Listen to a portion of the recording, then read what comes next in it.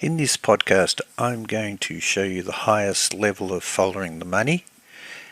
It leads to a CIA Operation Still Point, which I experienced in Australia, and led me to overlink with Leo Wanter and also Michael Cottrell, who I've been in contact with, to share common evidence and also linking back to Project Hammer.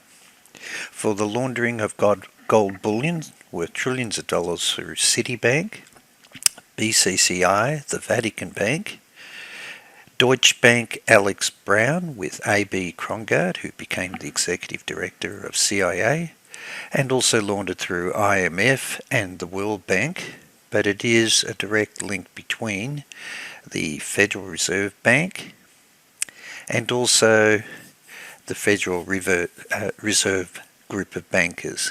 And all my evidence leads to Rothschild's Bank, which set up the Vatican Bank, and also was linked across to Banca Ambrosiana, particularly for the laundering of the funds with the P2 Lodge, and also with Michelle Sindona and Robert Calvi. And all my evidence was leading to Banca Ambrosiana in the Bahamas, and also the laundering of the funds with the Nugan Bank and the Bank of England. So let me show you the journey of how I came to this conclusion when I followed all the evidence of CIA Operation Still Point, Project Hammer, and the testimony provided to me by Michael Riconosciuto in 2004 when we started communicating by letter in relation to the PROMIS software, which was installed in the SWIFT banking system and exploited by Henry Kissinger and Associates, Robert Gray and his companies, together with the Kuwait royal family, Ted Shackley's secret team, and the Club of Rome banks, represented by Kissinger Associates. So let me take you on a journey and show you the evidence. In my investigations,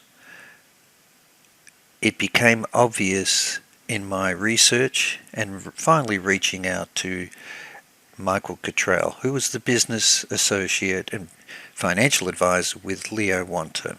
Given that Robert Booth Nichols had come to Australia and made threats against my life, and I was following the evidence of the $250 billion US security note that he was money laundering through banks and linked to the companies owned by Leo Wanter. Christopher Story, who was the financial advisor to Margaret Thatcher, had met with Leo Wanter and Michael Cottrell. He flew to the US, met with both of them, to investigate their overwhelming documentary evidence that George H.W. Bush and CIA Operation Still Point was involving a secret trillion-dollar money laundering transactions through Citibank and the World Bank. Before Christopher Story mysteriously died in 2010, he was investigating the evidence of Leo Wanter linked to the Global Security Fund set up by Jacob Rothschild. And this evidence directly links to the story of PROMIS and all my investigations of Rupert Murdoch's involvement with the PROMIS software that had been stolen by CIA, modified, put into the SWIFT banking system and the network worldwide to follow the money, but also to move all the secret funds of gold bullion, US security notes, and also stock through the metals exchange. This is a copy of the cover of the master's thesis written by Michael C. Cottrell when I reached out to him and we began to share evidence. He sent me a personalized signed copy, and I will follow this up with a real detailed podcast on his evidence overlapping with my evidence of CIA Operation Still Point that occurred in Australia with a bogus prince. Promising to make a donation through the Gift Foundation registered in California that he wanted to set up a foundation for $1 billion for the supporting poorer countries to be involved in electronic commerce worldwide. Turns out that he's working directly with Leo Wanta and CIA's Operation Stillpoint, with President Reagan, President Bush Sr., and also President Bill Clinton and Hillary Clinton. A summary of his thesis is that he outlines the details of what's called deviant financial activities for the elite power, the way that they can exploit the financial systems, particularly through the Federal Reserve System, the Brady bonds, the Federal Financing Bank, and he highlights in detail what the Federal Reserve System is doing, how CHIPS and SWIFT and CHAPS and ECN, Electronic Commerce Networks, work, the Brady bonds, the Financial Financing Bank, hedge funds, and the derivatives, such as the financing for terrorism through BCCI, and also CDFI Treasury and stock market fraud, which involved Capcom, which is the company that was set up by BCCI directors and the Kuwait royal family, particularly the Kuwait director, the former chairman of Kuwait Airlines, who was working with Ted Shackley, William Casey, and Robert Sensi to finance the Iran-Contra checks of $1 million and $4 million for Adnan Khashoggi and manager Corbyn affair that Danny Casolaro had the evidence on. The overlap in his evidence and analysis on how this all works is consistent with the independent research that I had uncovered over 20 years when I followed the money of the PROMIS software being installed with CIA and DIA and then turned into the IRIS banking SWIFT software that was set up by Earl Bryan's companies, Hadron Inc. and Simcom Inc. with Wang Labs, and was the common joint venture partner with Computer Power Group, owned by Rupert Murdoch, who also had the full 32-bit software tapes of the COBOL software that he obtained from Bill Hamilton for applications in Australia and Asia, in partnership with Stanford Research Institute for Artificial Intelligence. So let's follow the journey of Operation Stillpoint, Project Hammer, and my evidence that when I follow the money, it goes all the way to the top, not only with George Bush Sr., with his family and companies, but also predominantly with the Rothschilds banking system, and I'll provide you overwhelming evidence linking that they were behind PROMIS with Inslaw Inc., with Rupert Murdoch's company Computer Power Group, but also were involved with the establishment of the Vatican Bank, Banca Ambrosiana, and the movement of gold bullion from all countries worldwide secretly with Leon Wanta's companies when he was commissioned by Ronald Reagan and CIA collaboratively with the Federal Reserve Bank to move the gold bullion out of Russia, out of the Philippines, out of Japan, out of China, Indonesia, and secretly move it through the banking system of World Bank, IMF, and predominantly the Rothschilds banking systems with his links with the Victor Rothschilds, Jacob Rothschilds, links with directly with Henry Kissinger and Rupert Murdoch. So let's pause and I'll bring up 20 years of graphics of definitive linkages that I found in my investigations. Operation Stillpoint for the movement of gold bullion worldwide was going through the Bank of South Pacific Islands, registered in the Philippines, with a bogus Prince Haji van Aldik, who came to Australia and destroyed all of my encryption programs with the Australian Federal Government and United Nations Trade Development Centre for the SEAL program, the Secure Electronic and Authentication Link for Trade and Banking worldwide across all countries. It was going to be laundered $1 billion through the Gift Foundation. I have all the registration certificates of the Gift Foundation and signed agreements that my companies had done with the Gift Foundation for the $1 billion that was being donated.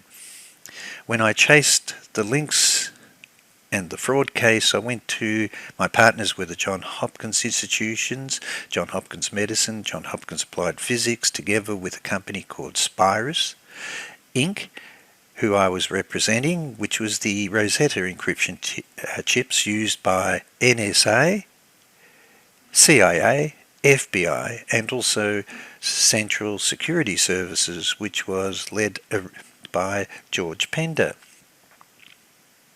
Unbeknown to me, of course, my partner was KPMG, which was also Inslaw's partner. So was Johns Hopkins. So that's where our overlap came. But this is the curious part. The fraud case that's televised in 2 documentaries in Australia about my companies with Johns Hopkins is the company involved was Amcare International. And on the board of that was a director called Frank Bosnell. He was on the board of trustees of Johns Hopkins with A.B. Krongard, who was the executive director of CIA. But he was the director. Frank Bosnell was also the director of Business Risk International Inc.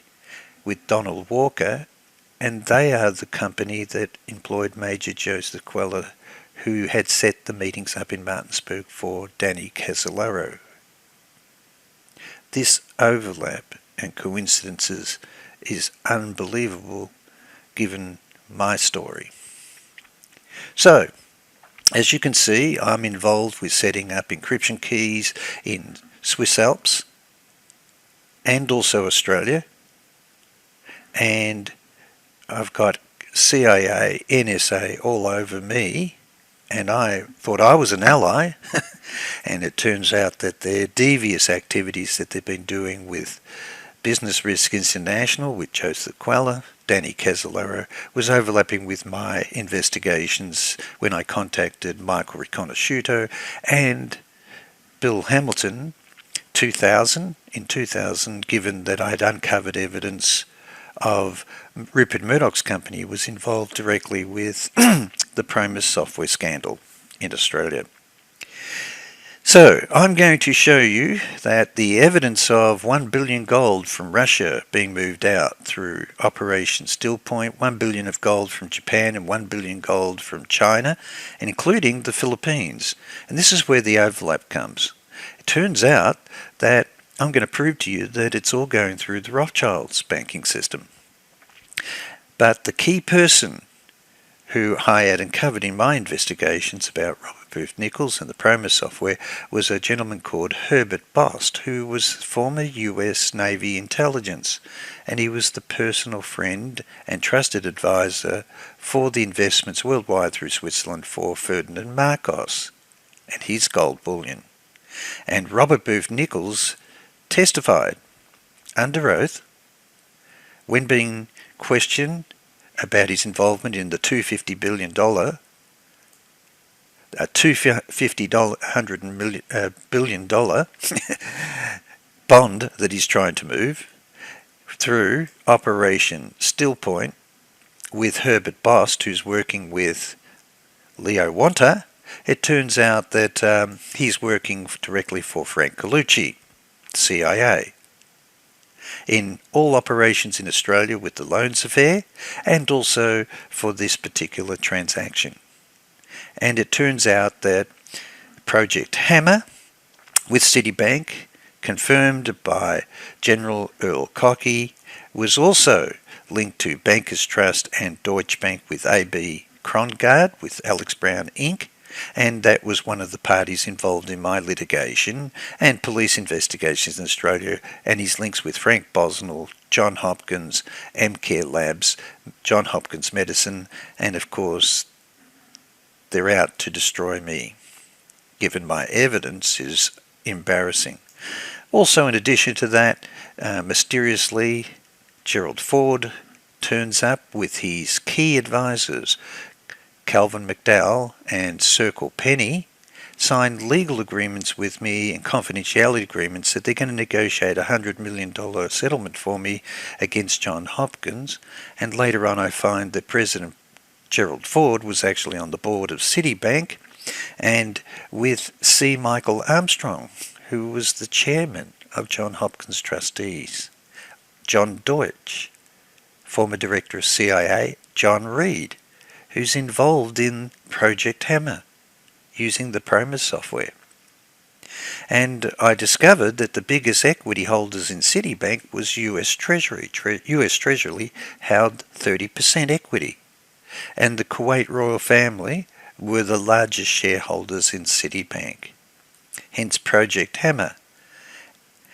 And also then discovering that Leo Wanta is using the PROMIS software to rebuild the Kuwait dinar after the invasion of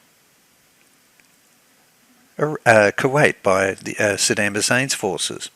And General Al-Kaki's testimony in 2000 confirms that he's representing the World Bank, he was representing Nuganhan Bank, and as you can see, it turns out that Kroll Associates was acquiring Business Risk International when Danny CASOLARO was killed, and they were contracted by the US Treasury and the Kuwait royal family to recover all the stolen gold bullion.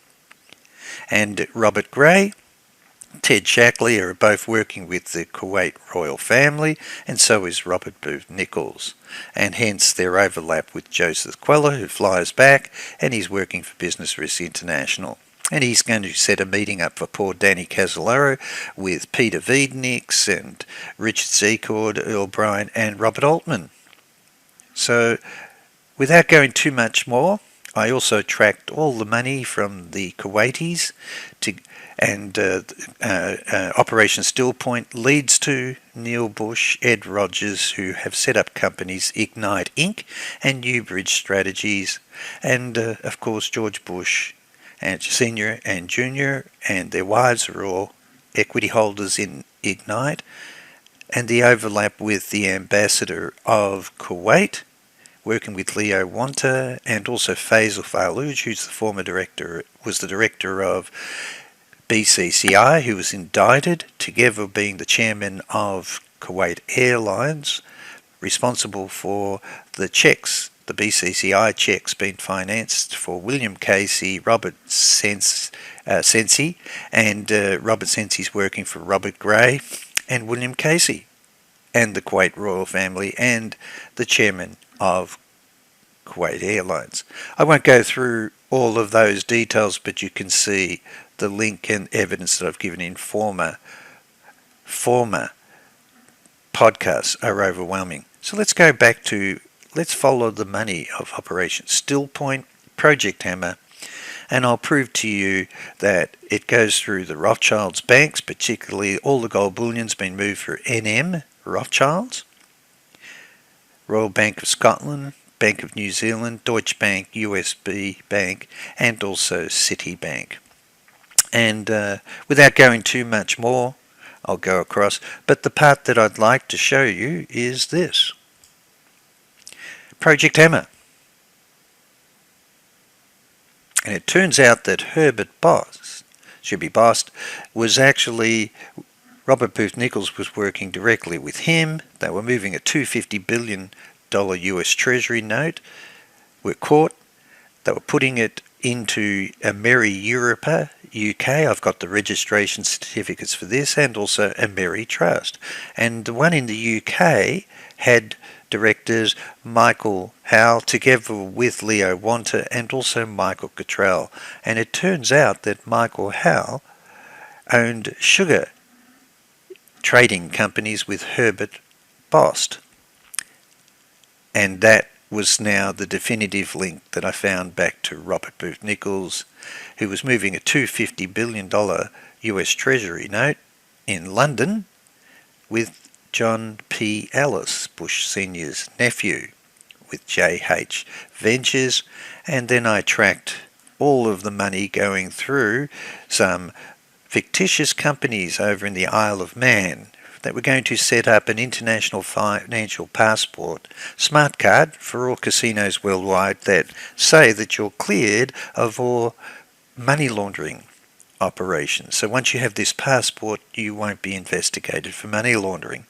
And I found out that the director and founder and CEO and chairman of Caicos Holdings, together with Debit Direct smart card, was going to be based on CIA technologies, and he had set up the Cayman Island Monetary in Florida, Barclays Bank Trust Company, and here you go, the Bank for International Settlements, Nazi Gold Bullion, and he was responsible for setting up the 2001 US Patriot Act and cross-border banking.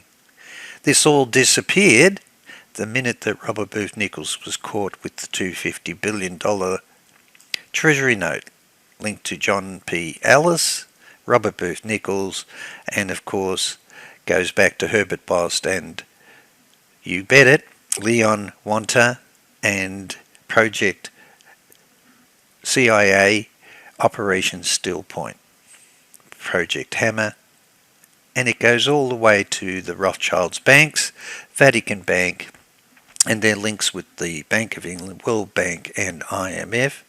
And I've proven beyond doubt that all the CIA safe software, DIA, was renamed the IRIS software, and it was being represented by Edward Heath, former Prime Minister of England, together with Robert McNamara, former President of the World Bank.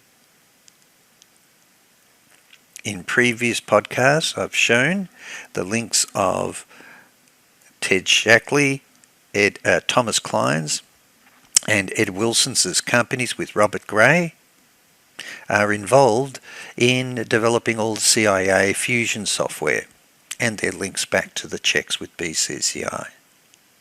So, if we have a look now, the key parts are the relationships of General Earl Cockey, Project Hammer, Leo Wanta with Operation Still Point, and Leo Wanta testifies that he worked for Ronald Reagan.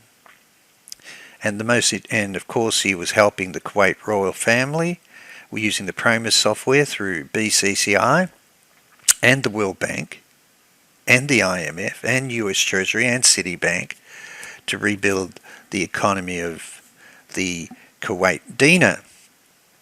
And I will show you definitively the links back with William Casey, William Colby, Albert Carone Mafia, and back to Cabazon Casino with the Gambino Mafia, Vatican Bank, Nugan Bank, Project Hammer, Operation Still Point. The most disturbing part that I found is I'm holding the resume of Joan Trumps, who was a personal friend of Danny Casolaro. In fact, I'm now convinced that she was the key source for Danny's investigations.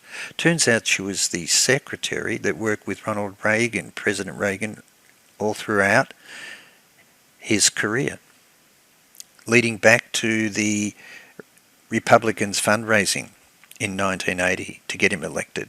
She was also acting as secretary to Peter Grace, heads of the Knights of Malta.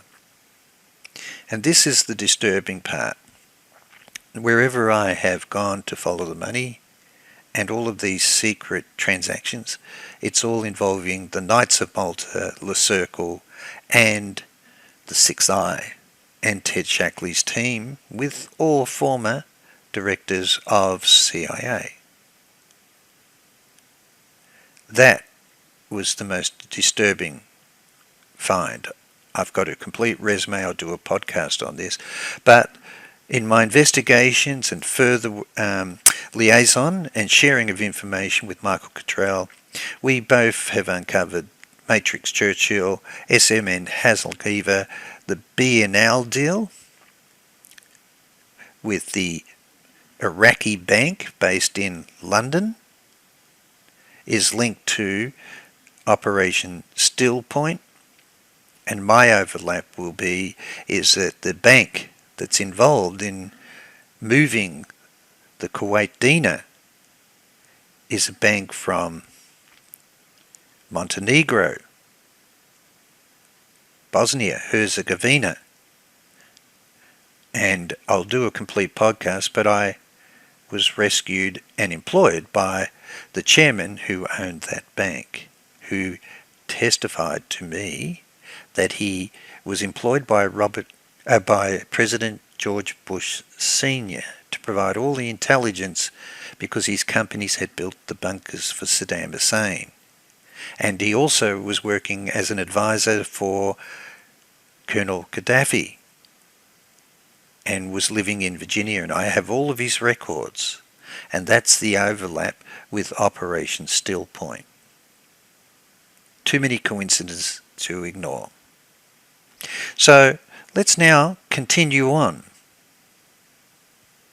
So Project Hammer goes all the way to Ted Shackley, Robert Booth Nichols, Robert Gray, and right down to Follow the Money. So I followed the money to Ignite, owned by the Bushes, together with the ambassador at Kuwait, and ambassadors and two of the top mafia billionaires in Russia. But now we're going to focus on where does the gold go? Where has the gold been laundered? And I'm going to prove to you it goes through the Rothschild banks. And so now let's continue with Follow the Money.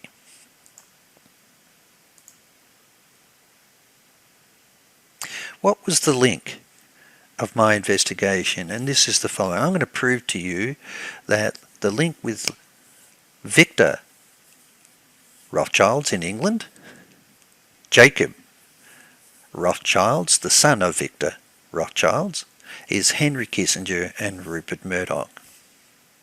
And this is where it overlaps with the PROMIS software for SWIFT banking and the IRIS software that was the CIA safe software that was developed by Hadron Inc., Simcom Inc.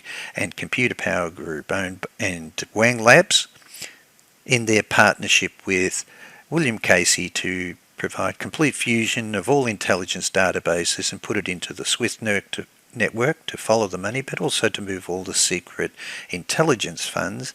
And I'll prove that it goes right back to the Cercle, 6i, with Ted Shackley, Henry Kissinger, and the Rothschilds. It was Lyndon LaRouche who was convinced that Kissinger was not only behind all of the movement of drugs worldwide, but also money laundering on a grand scale.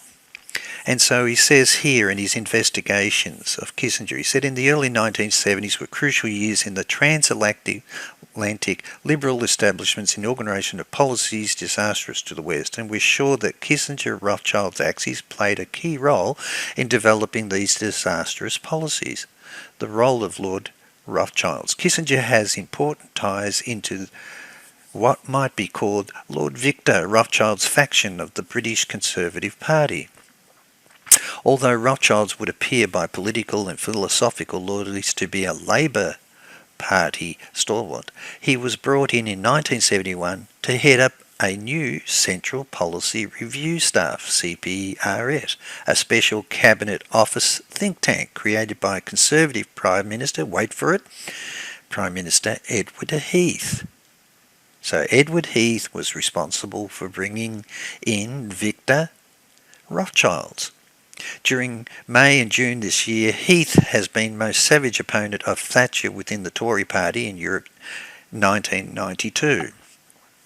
And so that's published in 1989 by Lyndon LaRouche. He says here that the Rothschild-Kissinger ties from the early 19th are subjects of considerable sensitivity.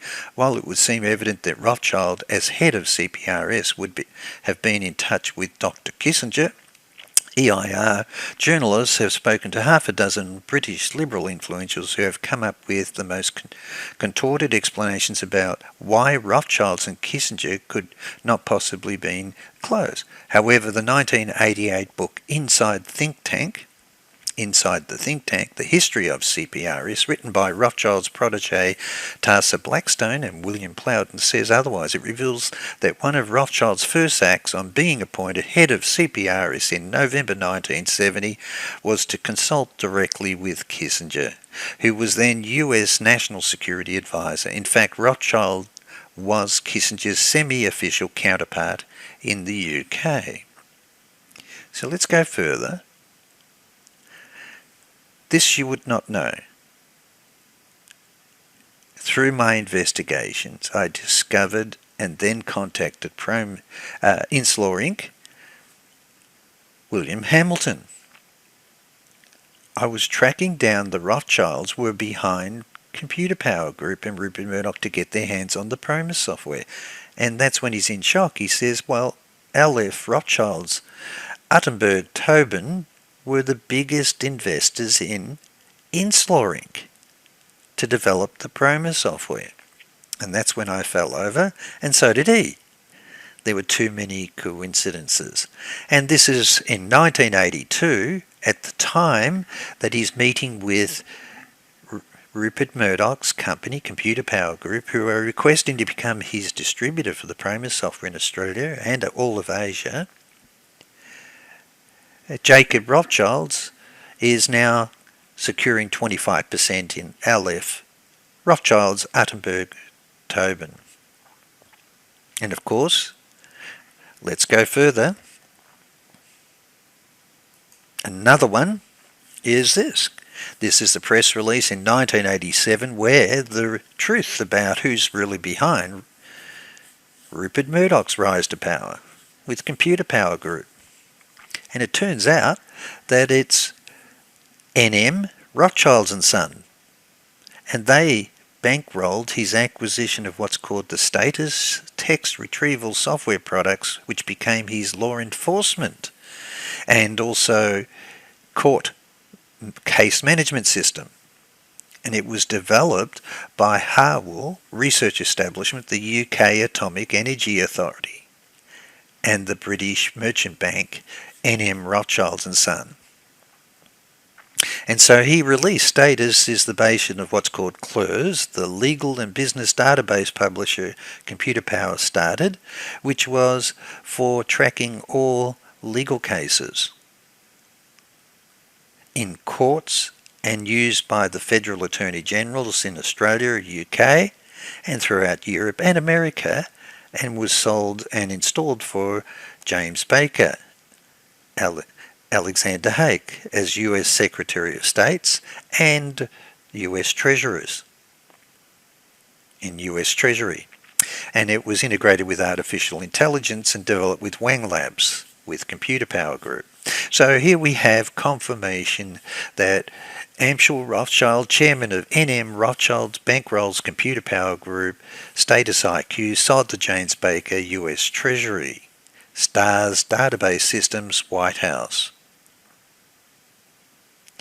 I'm going to show you that Jacob Rothschilds, son of Victor Rothschilds, is actually the common investor behind Inslaw Inc. and Computer Power Group's company that developed the CIA, DIA safe software and the Iris Swift banking software sold worldwide by Kissinger Associates and Robert Gray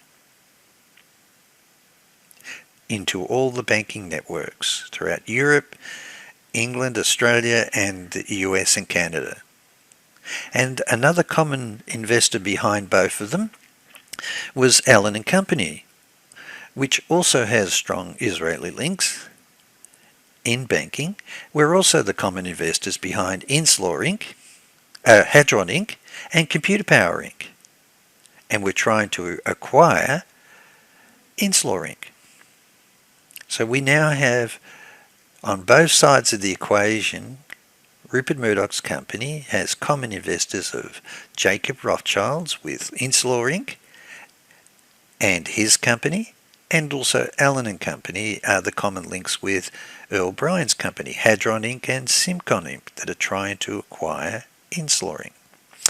And Stanley Schumann was on the board of News Limited, appointed in 1982 when they started bankrolling Rupert Murdoch's raise to power in the US, becomes an American citizen to acquire media, and bankrolling Project Democracy for Walter Remond and William Casey.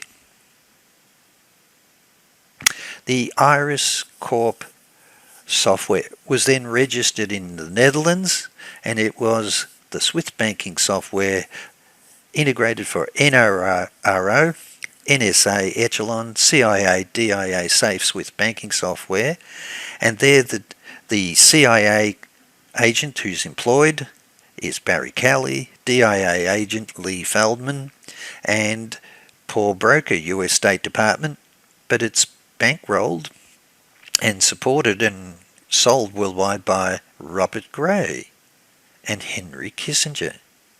But who did they appoint? President of the World Bank, Robert McNamara, and Edward Heath, Prime Minister of UK. That's not by chance. In my previous podcasts, I have definitively shown evidence that Henry Kissinger, together with Sven Kramer, Paul Wolfowitz, Richard Pearl, Douglas Faith, and of course our friend Michael Ledeen, the neocons, are intimately involved with the Cercle and 6i. And of course it was linked across to banker Ambrosiano with Alexander Haig, Ted Shackley and Lucia Jolly, and represented by the three bankers, Archbishop Paul Masinkas, Robert Calvi and Mikhail Sindona, and it was an alliance between the Knights of Malta, Opus Dei and P2 Lodge, and was originally financed and all established by Carlo Presenti, who was also the Vice President of Banca Ambrosiano. I also confirmed and proved beyond doubt that Zabrinsky, the founder of the Trilateral Commission with billionaire David Rockefeller and Kissinger, are really the brains behind setting up the financials, and supported by all of the parties with Ted Shackley, Michael Ledeen, Vernon Walters, and also Ambassador to the Vatican, William Wilson, who happens to be the person setting the meetings up with CIA for Robert Sensi to meet with William Casey and Robert Gray's team to finance the BCCI checks that Danny Casolaro is holding. And of course it's also endorsed and supported.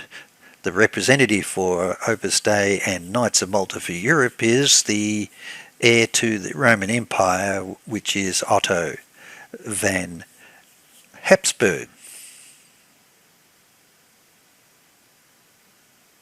So let's focus on now the evidence that CIA Operation Still Point and Project Hammer is spearheaded by the Rothschilds Bank. I'm going to prove to you that they set up the Vatican Bank. They were the founders of the Vatican Bank. They were laundering gold bullion with BCCI, Citibank, Bank of England, Nugenhan Bank, Banker Ambrosiano, and, of course, the founder of the Federal Reserve System, and moving gold bullion through the World Bank, IMF, and more importantly, Project Hammer with Deutsche Bank Alex Brown, with A.B. Krongard, who was the executive director of CIA, and unfortunately for me was a director of Johns Hopkins Medicine, where I had my legal dispute for fraud and a police investigation, which brought me into the picture when I touched base and contacted William Hamilton for the first time, uncovering evidence that Rupert Murdoch's company was behind the CIA's PROMIS software sold to the Australian government. And then I make contact in 2004 with Michael Riconosciuto by letter, and that's when Robert Booth Nichols appears in Australia to make threats against me. The evidence is overwhelming from my research, leading to the conclusion of the Rothschilds banks, together with the Cercle, 6i, and all the laundering operations of the gold bullion. Christopher Edward Hale Story was the financial advisor to Margaret Thatcher. He also had published International Currency Review, which included advice direct for the World Bank, the Federal Reserve and the Bank of England. His area of expertise was looking into investigations of defectors from the KGB, and he was always skeptical about the role that Mikhail Gorbachev and perestroika really played in the Soviet Union. But he published a book called The New Underworld Order. He was convinced dark actors playing games in the financial system and fraud on a scale that's never been seen before, and he said that the Supreme World Council exists as a prototype of one that will rule when the New World Order comes into being. It meets on a regular basis to discuss finances, direction, policy, and to problem-solve difficulties as they arise. On this council, the Rothschilds family in England and France have ruling seats. The descendant of the Habsburg family, Otto van Habsburg, has a generational seat, given he is the rightful heir to the Roman Empire. A descendant of the ruling families of Britain and France have generational seats, and the Rockefellers family in the United States holds a seat. Leo Wanta confirmed in his evidence, independent of myself, about Operation Still Point was using PROMIS software to transfer trillions of dollars of gold bullion through IMF and World Bank using N.M. Rothschilds and Son, the group that financed Rupert Murdoch's company, to acquire Insular's PROMIS software and the Canadian banks for the Gorbachev Foundation, and transferred $250 million to Vincent Foster, the Children's Foundation owned by Hillary Clinton. Christopher Story, before he died, was investigating CIA Operation Still Point. And this is the overlap with my story in Australia and Michael Cottrell's story, who was the business associate and financial advisor with Leo Wanta. Christopher Story confirms in his research that Gordon Thomas, author of Robert Maxwell's Israel Super Spy, introduced him to Al Julian Demchak, a Pentagon spy. And he is the same person that contacted Julian Demchak, was also the same Pentagon spy that contacted William Hamilton, advising that my research in Australia, independent research, is upsetting the neocons, Paul Wolfowitz, Richard Pearl, Douglas Faith and Scooter Libby, and that Paul Wolfowitz is leading the charge to shut down my research. Christopher Story met with Leo Wanta and Michael Cottrell to investigate their overwhelming documentary evidence that George H.W. Bush and CIA Operation Still Point, involving secret trillion-dollar money laundering transactions through Citibank and World Bank. And before Christopher Story mysteriously died in 2010, he was investigating evidence of Leo Wanta was linked to the Global Security Fund, set up by Jacob Rothschild, who is, with his father Victor Rothschild, the common investor behind Insular Inc. and Rupert Murdoch's company Computer Power Group, that both had the PROMIS software that was modified for Swiss banking. I've already covered, in just the previous overlay, the journey story, but I have documentary proof to validate all of the links and overlaps with the investigations that Danny Casolaro was doing with the BCCI checks, Project Hammer, Operation Still Point, leading to the Kuwait royal family, BCCI, CIA, the BCCI checks, but more important, Robert Booth Nichols and his links direct with companies associated with Leon Wanta, pardon me, for CIA Operation Still Point.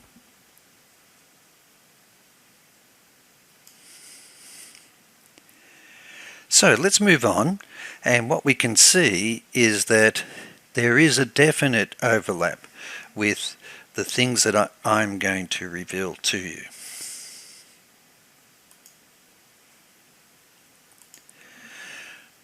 The story of overlap is really CIA Operation Still Point, where the bogus prince in Australia was trying to launder $1 billion through a foundation set up called the Gift Foundation, registered in California.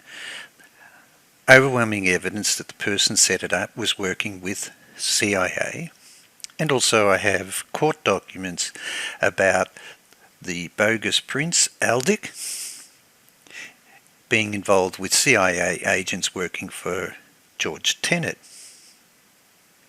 But the evidence from Leo Wanta is independent of that as well, which then showed that this was the program that was going to be used. They were trying to use the United Nations Trade Development Centre with a foundation set up with Leo Wanta, the bogus prince, to move gold bullion through, and the documents from Leo Wanta to President Bill Clinton and President George Bush and President Reagan confirmed the legitimacy of this operation was sanctioned at the highest levels.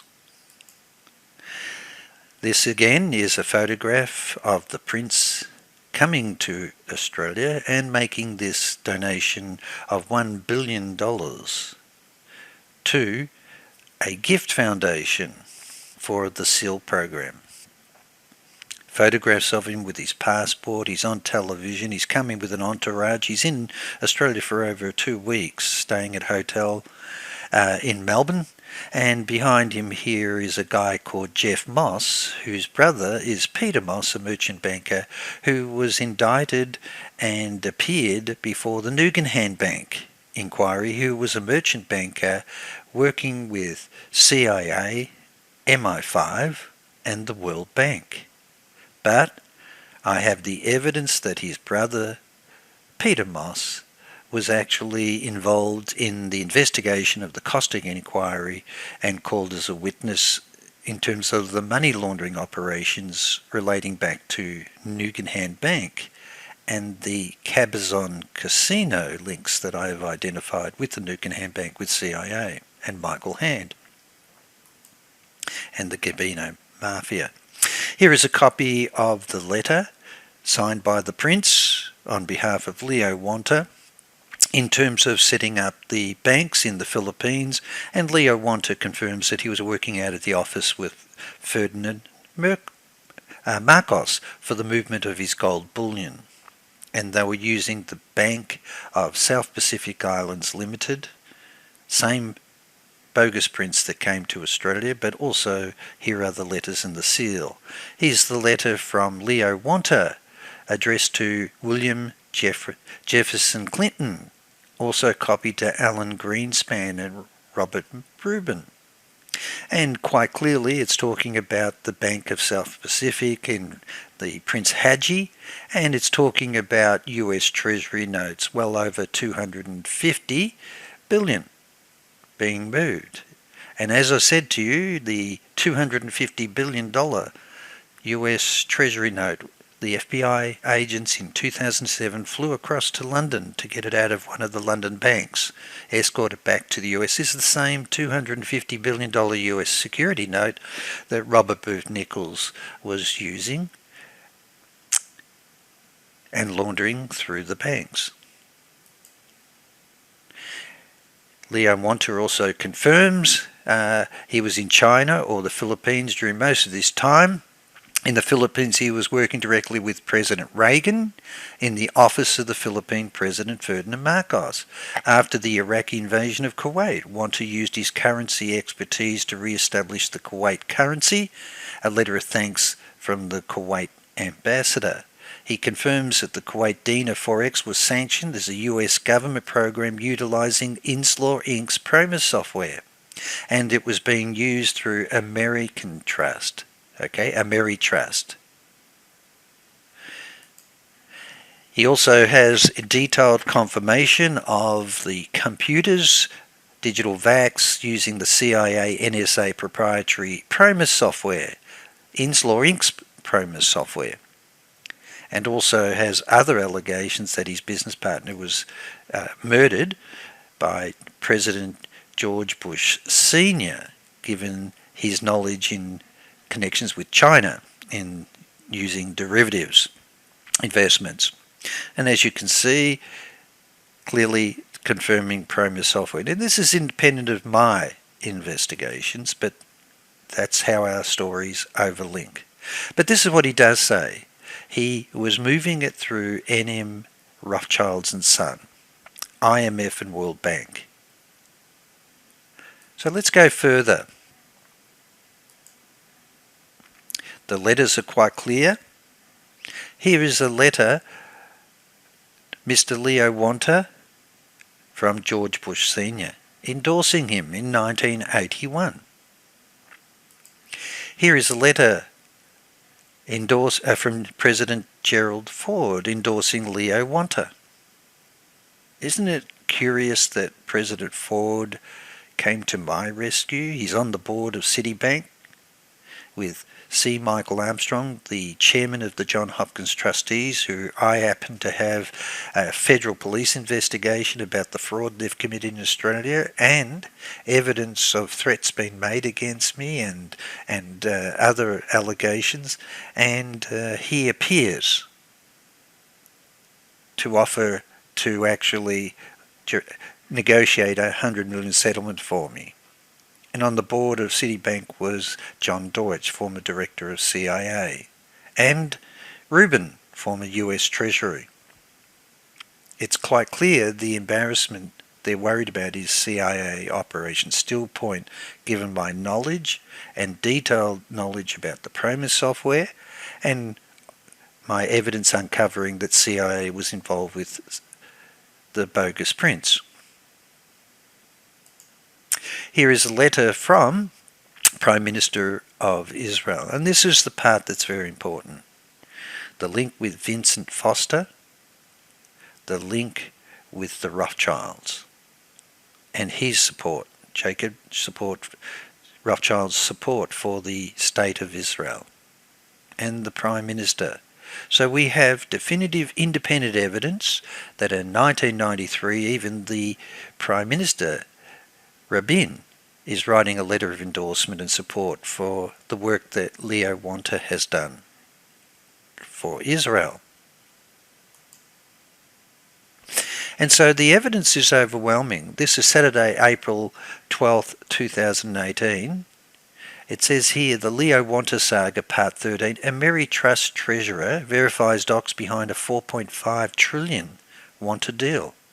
Michael C. Cottrell, who is communicating with me regularly and provided me with a copy of his thesis on his own analysis, shows that William Casey's expertise was in economic warfare. But he was also the treasurer for Ameritrust Group, Inc., and Ambassador Leo Wonta concerning the $4.5 trillion settlement. It was going to go through the Bank of America and involve President George W. Bush and the Federal Reserve Board. He also learned that the Bush administration had previously advised a legal plan to defraud Ambassador Wanta, and in turn the American people, by diverting CHIPS accounts first to Deutsche Bank Berlin. Now, Deutsche Bank Berlin, A.B. Krongard was the chairman for Deutsche Bank, Alex Brown, who was running Project Hammer at Citibank, and Alex Brown, Deutsche Bank.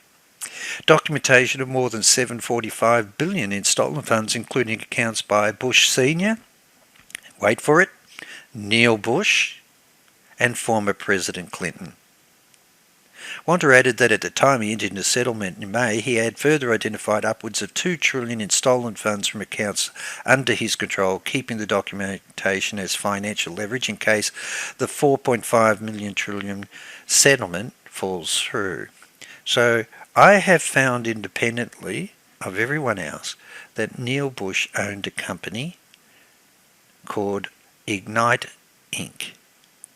with the former ambassador to Kuwait, who was involved in using the PROMIS software with Leo Wanta for stabilizing the Kuwait dinar after the invasion of Kuwait by Saddam Hussein.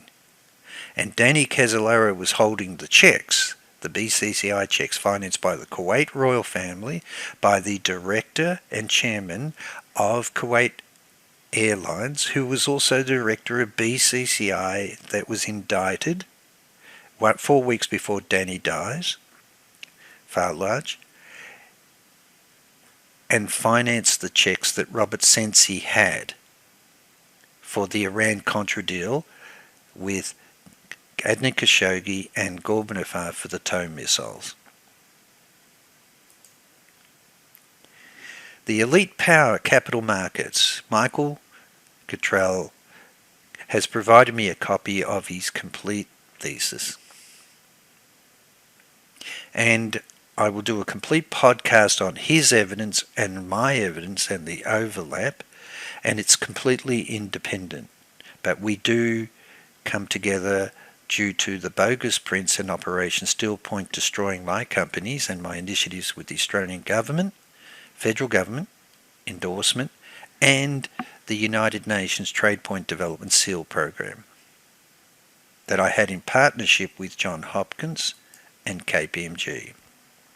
And quite clearly, BCCI, Capcom are the common threads for the laundering of Noriega's drugs, and involves Christian evangelist Pat Robertson's Christian Broadcasting Network companies, who came and he, Pat Robertson, mysteriously appears to save UPI after Earl Bryan is facing bankruptcy, offers to come in and buy UPI.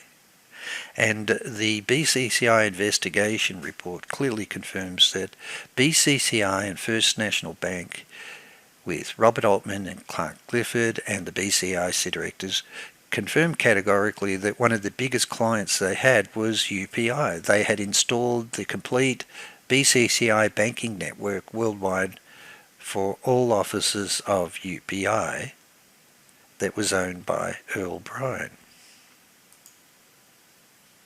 So, Operation Steel Point, Prince Haji Van Aldyk, Robert Booth Nichols, and his link with Herbert Boss, I traced it back to the same companies registered in the UK, involved in Operation Steel Point, and was owned by Leon Wanta and Michael Cottrell and their associates with Herbert Boss, with the laundering of Marcos's gold bullion. But the part that we're now going to focus on is, where does the Rothschilds Bank fit in, and what's the coincidences of them being investors behind Insular Inc. and Computer Power Group, owned by Bill Hamilton and also Rupert Murdoch.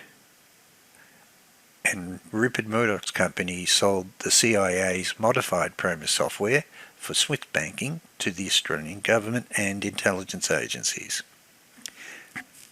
So now let's focus on CIA Operation Steel Point Project Hammer, and the common thread I'm going to show you is Rothschild Bank behind the Vatican Bank, Banca Ambrosiana, Nugenham Bank, BCCI, Citibank and Deutsche Bank and Bank of England, together with gold bullion and funding for CIA and MI5 going through IMF, World Bank and their links with the Federal Reserve. So, Victor Rothschild's relationship with Henry Kissinger and Rupert Murdoch. Jacob Rothschild's, the son of Victor Rothschild's relationship with Henry Kissinger and Rupert Murdoch. As you can see, as I mentioned earlier, that it was Lyndon LaRouche that was showing that there was the definitive link that in fact Rothschild's was Kissinger's semi-official counterpart in the UK.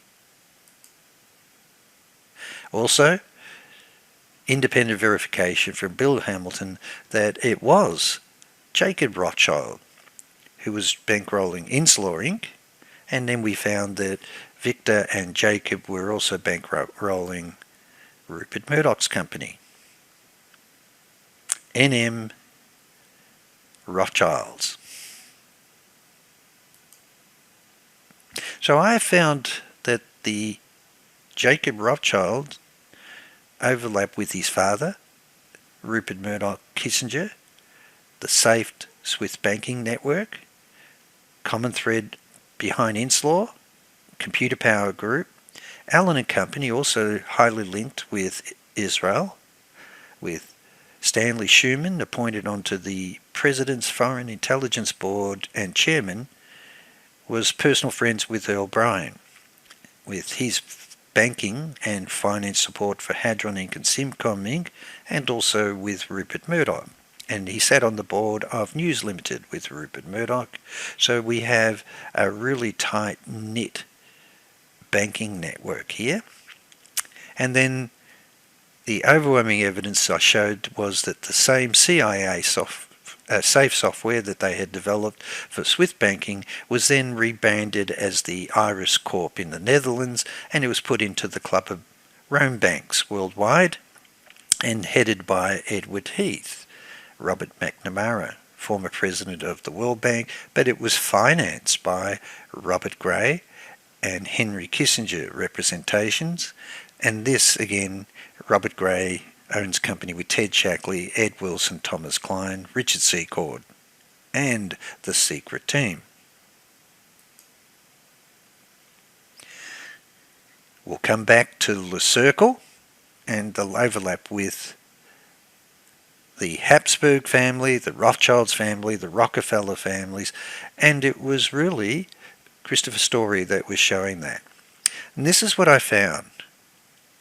The chairman, Lord Lamont, he worked at the Rothschilds from 1968 to 79 and became an important politician under Thatcher, and he led the Treaty of Maastricht negotiations for Britain. Now this part's very important. The evangelist Chuck Missler, who was the director of Hadron Inc. and then became the chairman and CEO of Hellenetics with Dr. Edward Teller and Robert Gray and Katz, who was the common investor with Exonics with Dr. Earl Bryan, became concerned when he was meeting with Otto Habsburg, and said that during the he was there during the negotiation of the Treaty of Maastricht, and said that he was definitely aware of the forces, hidden forces behind the scenes that were working to get that agreement signed. And he was referring to a Masonic order, which I'll prove to you. He also handled Russia's negotiations. This is Lord Lamont, who represented Rothschilds then was responsible for handling Russia's negotiations with the IMF and the World Bank on behalf of Gorbachev and Yeltsin. And again, director of NM Rothschilds and Son Limited in 1993 to 95. So he works with them at NM Rothschilds, gets appointed under Thatcher to negotiate the Treaty of Maastricht, then handles the financing of Russia through the IMF and World Bank for the privatization of the media and the oil companies with Gorbachev and Yeltsin, and then returns to NM Rothschilds and Son. He was personally appointed by Sir Evelyn de Rothschilds to the board. And of course, that is a cousin or relation of Jacob, but also under Victor Rothschilds. So you have definitive proof now that the chairman of the Cercle and the Six Eye is linked to the Rothschilds and is heading up all the negotiation of the Treaty of Maastricht and for Europe, and also the handled and negotiated personally the negotiations of funding with IMF and World Bank for the privatization of the media and oil companies in Russia for Gorbachev and Yeltsin for the NM Rothschilds empire, with Kissinger as well. So let's have a look at this. Baron Lamont, European chair of Le Cercle. Quite clearly, he worked under both Margaret Thatcher and John Major, and John Major then was appointed onto the board of the Kyle Group by Frank Gallucci. Lamont became UK Minister for Defence just in time for defence recruitment and just in time to sign the Al Yamaha arms deal. Now this part I'll come to later on, but it involves Khashoggi and Saudi Arabia arms deal, and under Margaret Thatcher. And Lamont was Chancellor of the Exchequer when Black Wednesday transferred $3 billion of UK taxpayers to currency traders. And Lamont was chairman of the G7 group of finance ministers, and then the EU group of finance ministers, and was also heavily involved with President Gorbachev and President Yeltsin's economic reforms in Russia. This has the fingerprints of the chairman of Le Cercle 6i and works for NM Rothschilds, for Victor Rothschilds and the Rothschilds family with Jacob Rothschilds, and I'll prove it to you. It says here that Lamont handled Russia's negotiations for the IMF, and in 1988, after Yeltsin announced the 1991 privatised the Russian economy, funds from the IMF started flowing. The Rothschilds later turned out to be close business associates of the leading Russian oligarchs who brought up the Russian media and raw material corporations, the oil companies, for a dime and a nickel in the aftermath of the IMF negotiations. Allegations of fraud were numerous in years following, and one of those scandals seemed to have led to the death of 1001 Club member Edmund Safra. And Michael has confirmed to me categorically that Edmund Safra was involved with the PROMIS funding and gold bullion transfers through Switzerland, and director of NM Rothschilds and Son. Don't you just love it?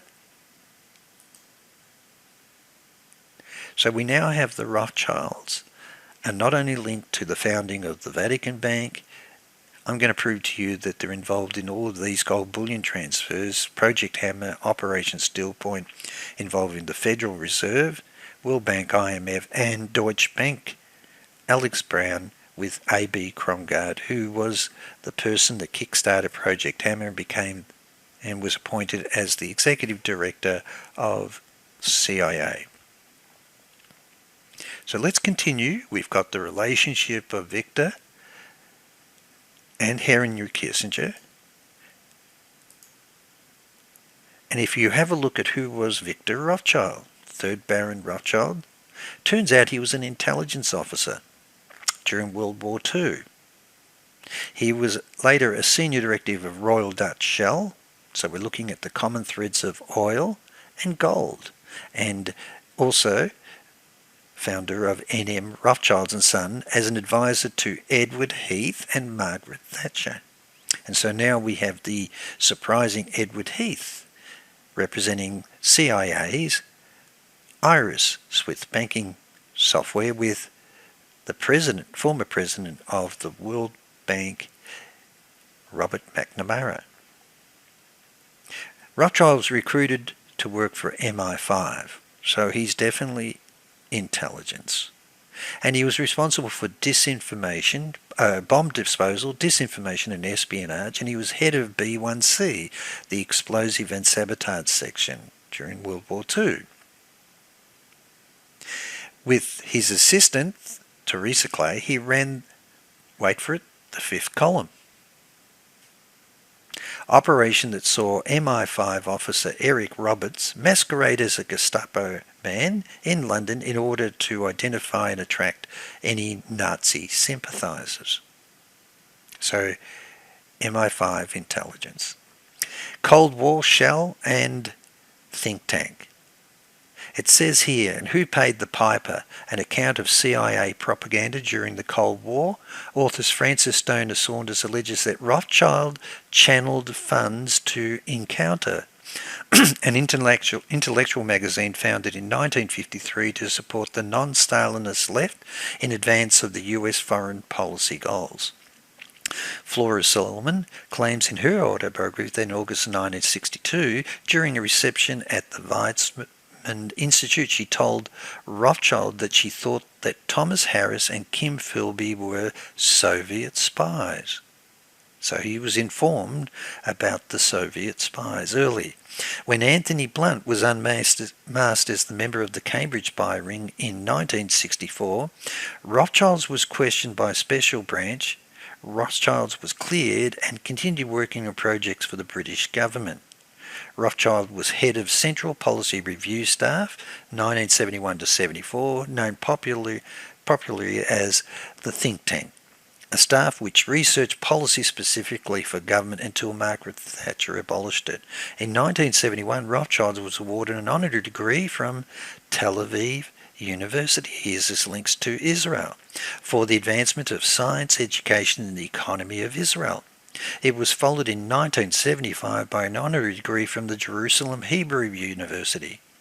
And the annual Victor Rothschild Memorial Symposia is named after Rothschild.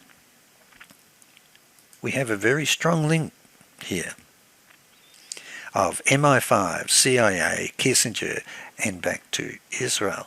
Thatcher years and spy catcher. In 1980, Rothschild joined the family bank as an effort to quell feuding between factions led by Evelyn Rothschild and Victor's son Jacob Rothschild. In this, he was unsuccessful as Jacob resigned from the bank to found J. Rothschild's Assurance Group, and a separate entity now at St. James Place plc. Victor Rothschild continued to work in security as an advisor to Margaret Thatcher. He appears several times in the book of Spycatcher, which he hoped would clear the air over suspicion about his wartime role and possibility he was involved in the Cambridge spy ring. In early 1987, Tam Dale MP used parliamentary privilege to suggest that Rothschild should be prosecuted for a chain of events that he had set in train with Peter Wright and Harry Chapman Pincher, which led to a breach of confidence in relation to information of matters of state security given to authors. He was still able to enter the premises of MI5. So he is Kissinger's associate, and he still has access to MI5, and former employees were aware of suspicions there was a mole in MI5 but felt himself above suspicion. While Edward Heath was Prime Minister, and remember the name Edward Heath was Prime Minister, Rothschild was frequent visitor to Chequers, the Prime Minister's country residence. Throughout Rothschild's life, he was a valued advisor on intelligence and science, both to Conservative and Labor governments. So Kissinger's man on the ground is Victor Rothschild. And if you have a look at the titles, he was a Knight Grand Cross Order of British Empire, but he also was a Knight Most Venerable Order of the Hospital of St. John of Jerusalem, the Knights of Malta, and military intelligence. He also received Legions of Merit from the United States and a Bronze Star Medal from the United States. So clearly his overlap with the US defence and intelligence is very high. So we've got a definitive link: MI5, CIA, NSC, direct with Henry Kissinger with the Rothschild banking chain. And now we can have a look at the links of Jacob, his son, and bankrolling Inslaw Inc. to develop the PROMIS software, and bankrupting Rupert Murdoch's company Computer Power Group to get their hands on the text retrieval system, which became the artificial intelligence one for law enforcement, and also for all court case management systems sold to the federal attorney generals, state attorney generals in Australia and in England, and also Canada, and then modified and installed with Wang Labs, their partner for CIA, Safe Fusion software for Swift banking, installed for US Secretary of States Alexander Haig and James Baker. And then James Baker gets the artificial intelligence software called the STARS database, White House Artificial Retrieval System, installed for James Baker and Treasury. So we have a definitive link of Swift banking network and links of the Rothschilds behind the PROMIS software developed by Inslaw, and also the PROMIS software modified from Inslaw by Rupert Murdoch's company with Wang Labs and put into CIA Fusion software for Swift banking and the Iris banking software. What would be the chance that Prime Minister Edward Heath would be appointed to represent CIA's Swift banking software with Henry Kissinger, Robert Gray, CIA, DIA agents, US State Department, together with the former president of the World Bank, and then installed into all the banks in London, Europe, Club of Bank Rome, and the World Bank and IMF. So who was Jacob Rothschild? Well, when you read his resume, turns out that he is the son of Victor. He's the most prominent Rothschild banking family, head of the biggest empire now, and he's an honorary president of the Institute for Jewish Policy Research. So the PROMIS software being provided to Rafi Aiton, not only for tracking submarines or for NATO defence or for aerostats and drones and AWACS, but Swift banking.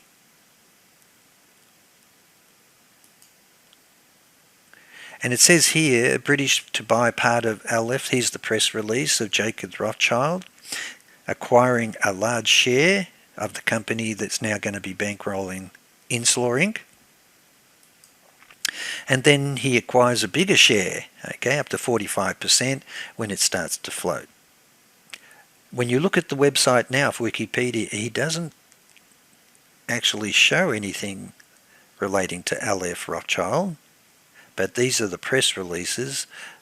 But only William Hamilton and myself know that this was the vehicle for Jacob Rothschild and Victor Rothschild to become the financiers behind Inslaw Inc.'s PROMIS software.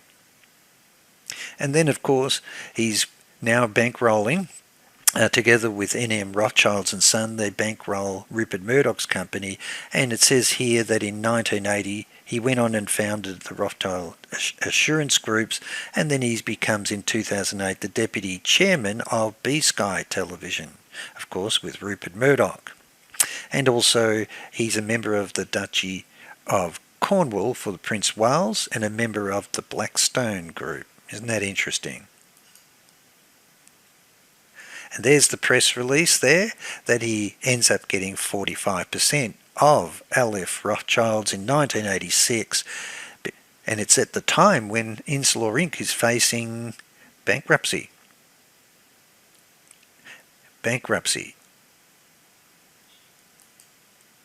But he also has significant oil interests.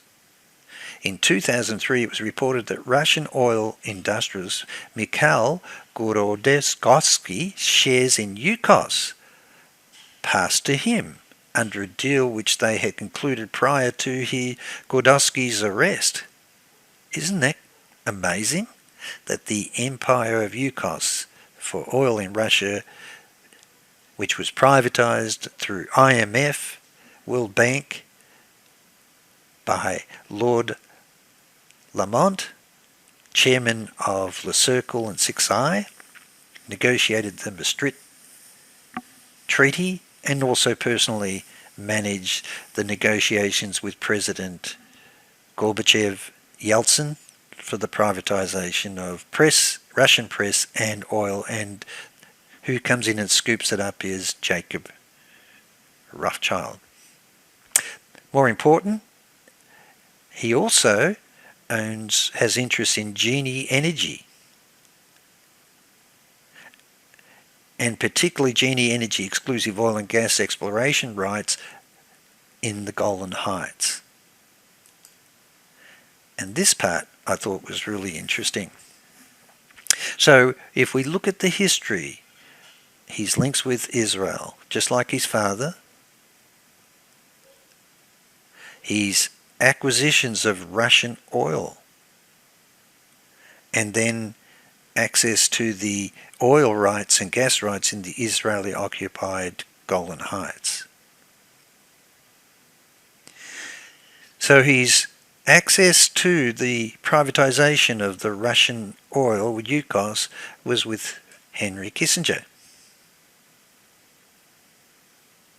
And it turns out that above all, Open Russian Foundation, whose board members included Henry Kissinger and Lord Jacob Rothschilds. And the interest of his companies in oil in the Golan Heights is with Rupert Murdoch. Not only does he run media empires, but he's now interested in oil in the Golan Heights. So I did a search on Genie, and this is very disturbing. Jacob Rothschild. So the president of Israel's subsidiary is F.E. Atom. But who are the key advisors? Jacob Rothschild, Rupert Murdoch, and surprise, surprise, James Woolsey, former director of CIA, Dick Cheney, former US Vice President, and a whole lot of other people linked with Treasury and United Nations.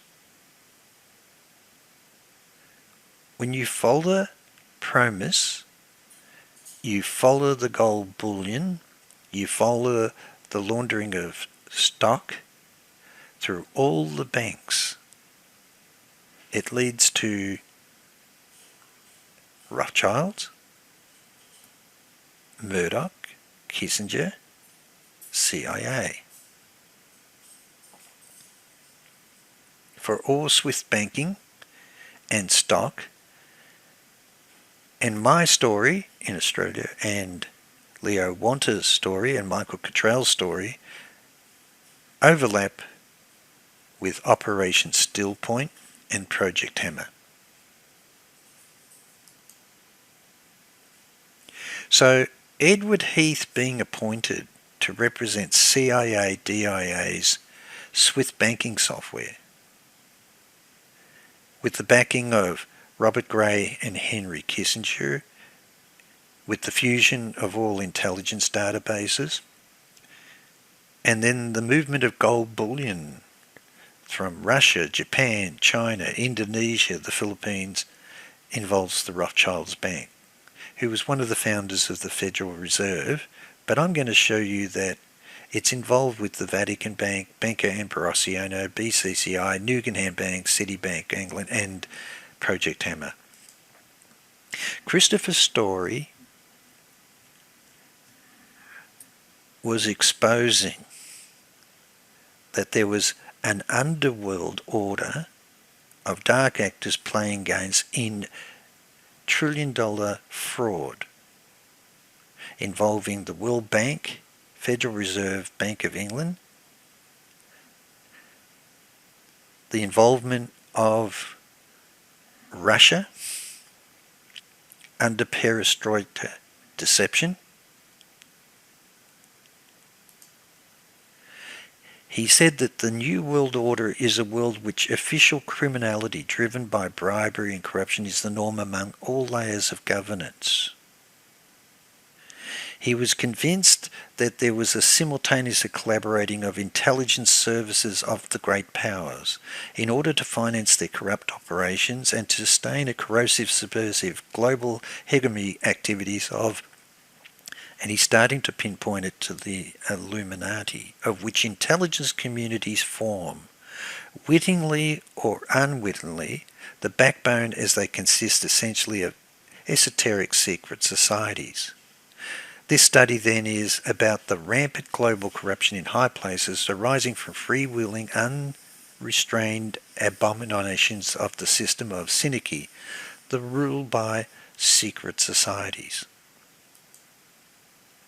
He says, although focused mainly on United States and Britain, the author addresses the consequences of official criminalisation worldwide, showing that it flourishes in surprising places such as the Vatican. He begins by exposing the lie that greets all who enter the Langley headquarters of CIA, shows how the perverse influence of the occultic secret societies at Yale University has successfully institutionalized poisonally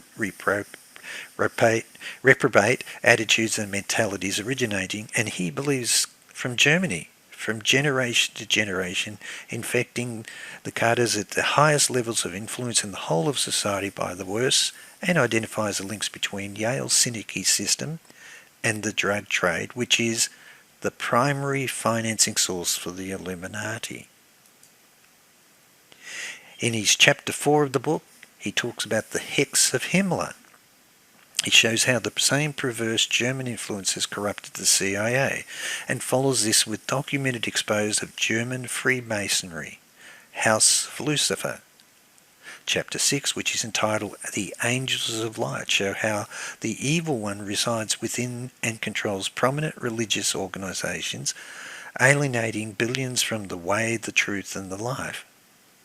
And Chapter 7, The Synagogue of Satan, exposes the Illuminati from historical documents and paves the way for the author's detailed analysis of the 1,000-Year Reich, which German secret black intelligence based at Dachau, near Munich, is building on what it considers to represent the ruins of the United States. Accordingly, the identity of our continuing common enemy is clearly revealed. Now, it sounds way out there, but he was convinced that there was a German secret black intelligence that exploits the Order of Illuminati as its densest, most effective cover.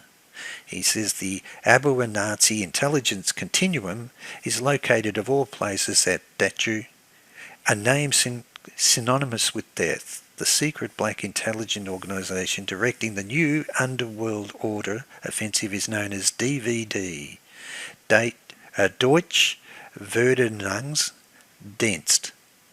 The head of DVD until he fell ill in 1976 was Admiral Canaris.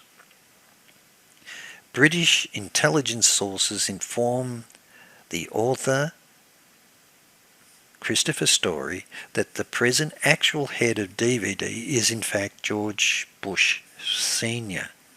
in 2006, and that Dr. Henry Kissinger may have served briefly as the de facto DVD chief while George Bush Sr. doubled as director of Central Intelligence Agency. Now, they're an amazing claims, but it's based on his years of research, and he was the financial advisor to Margaret Thatcher, Prime Minister of England, but more important, he was providing expert financial advice to the World Bank, IMF, and the Bank of England, trusted advice, but he also was now seriously investigating the evidence of Operation Still Point with Leon Wanta and Michael Cottrell. And he says here, summary, the Supreme World Council exists as a prototype of one of the new world order comes into being. It meets on a regular basis to discuss finances, direction policy, and problem-solve difficulties as they arise. And on this council, the Rothschild family in England and in France have ruling seats. A descendant of Habsburg family, Otto van Habsburg, who set up the Cercle 6I, financed by Carlo Presenti, who was vice president of Banca Ambrosiana and founder of Trilateral Commission with Henry Kissinger, David Rockefeller, and Zabrinsky. And he also says, a descendant of the ruling families of Britain and France have generational seats, and also the Rockefeller family in the United States holds a seat. And this is very important. He was adamant that British Prime Minister Edward Heath was recruited by the Germans before the war and was an agent of the secret Nazi strategic continuance since exposed as Deutsche Verteidigungsdienst DVD Dazu. He was convinced that Edward Heath was linked to DVD with Henry Kissinger and President George Bush Sr. And he claimed that successive European collective treaties have been routinely procured by means of bribery, and that there was a corrupt financial incentive for ratification of the Treaty of Lisbon, which entered into force in 2009. He also claimed the slush fund money was being paid into offshore bank accounts for the top facilitators of the treaty.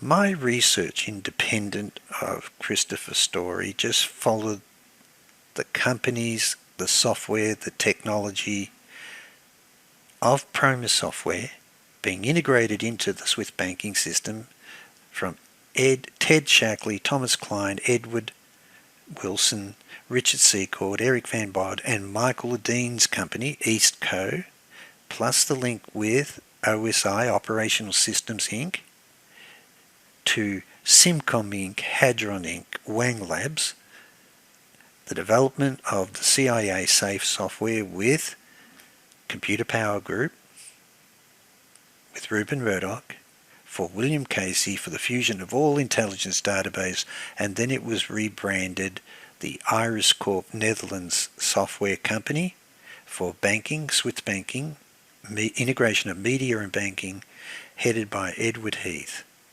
and Robert McNamara, financed by Robert Gray and Henry Kissinger with all the intelligence agencies.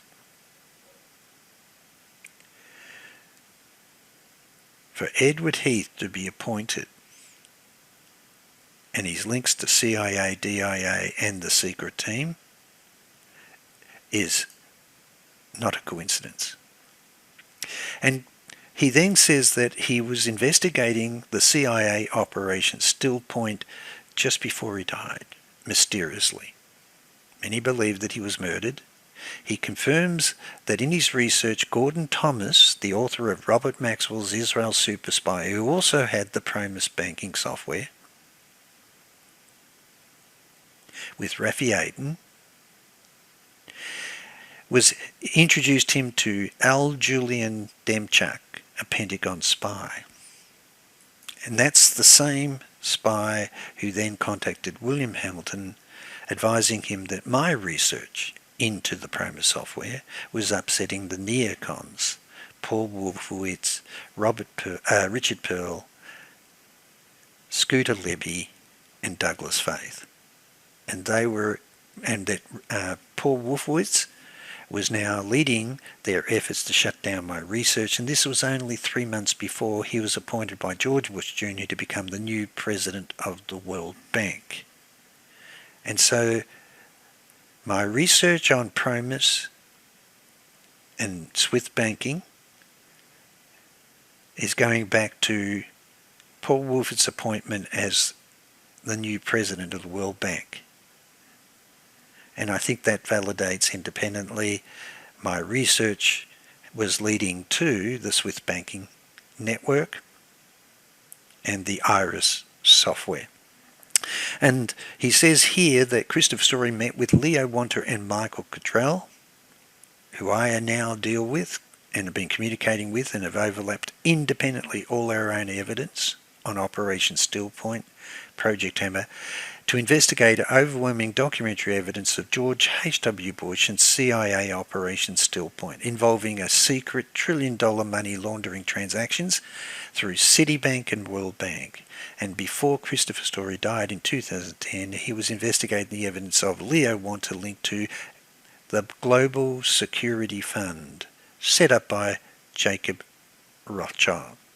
So as you can see, when you follow the money, I've proven beyond doubt it leads to Kuwait, Ted Shackley, Henry Kissinger, George Bush, Neil Bush's company, Ed Rogers with Ignite Inc., with the ambassadors of Kuwait and Russian mafia billionaires.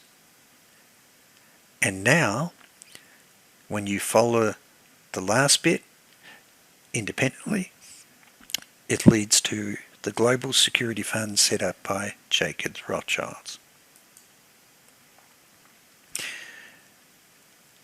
Everything started to happen when Michael told me by a letter the modified PROMIS software was for SWIFT banking. It was installed at Transaction Technologies Inc., a subsidiary of Citibank, for Dr. Earl Bryan, chairman of Hadron Inc. and CIA, to move their covert funds through international automatic clearing houses. And this is Project Hammer.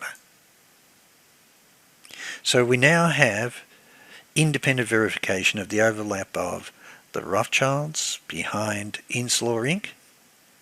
and Computer Power Group, and the common link is CIA's modified PROMIS software for SWIFT banking.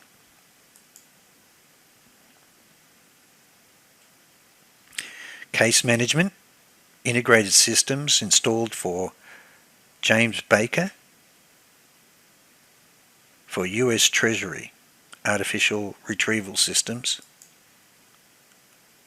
And the other common link was Allen and Company, overlapping with Hadron Inc., Simcom Inc. and Computer Power Groups, companies with News Limited, and the common person behind them is the chairman, Stanley Schuman, who's appointed onto the President's Foreign Intelligence Board, is also a director of News Limited, with Rupert Murdoch was appointed in 1982, and then Walter Reban and William Casey meet with Rupert Murdoch and he agrees to bankroll Project Democracy. So the World Bank, Project Hammer, Edward Heath, Robert McNamara, and the CIA DIA safe SWIFT banking software involves Robert Gray, Henry Kissinger as the common links. So, CIA Operation Still Point, Project Hammer, is showing that the Rothschilds Bank is overlapping with all of this. This is the higher level, and this is follow the money, follow the gold bullion through Operation Still Point and Project Hammer, Leo Wanter, and Citibank, with all other banks for laundering drugs and arms worldwide. We've proven the links of Opus Dei, Knights of Malta is a common link with P2 Lodge as the secret societies representing the rightful heir to the Roman Empire, Otto van Habsburg, the use of the elitists, Kissinger, Rockefeller, right through with the Israeli links of Michael Ledeen, Ted Shackley, Alexander Haig, with the Vatican links, Vernon Walters, CIA, and direct liaison with the Pope, William Wilson, ambassador to the Vatican, and the Trilateral Committee, set up by these three together with Presenti, and also financing the Cercle and 6i, and also Vice President of Banca Ambrosiano, the overall link of financing terrorists, arms and drugs involving the Vatican Bank, Banca Ambrosiano. I've also proven beyond doubt that it was overtaken by the neocons for the Cercle and also 6i, and that came mainly through Michael Ledeen and an advisor to Ted Shackley and Alexander Haig, and their links to Israel. The neocons links to the Israel and also the Germans through Sven Kramer, through his father Fritz Kramer, who engages Henry Kissinger and Alexander Haig. So we have a really strong German intelligence link, an Israeli intelligence link, secret societies with CIA.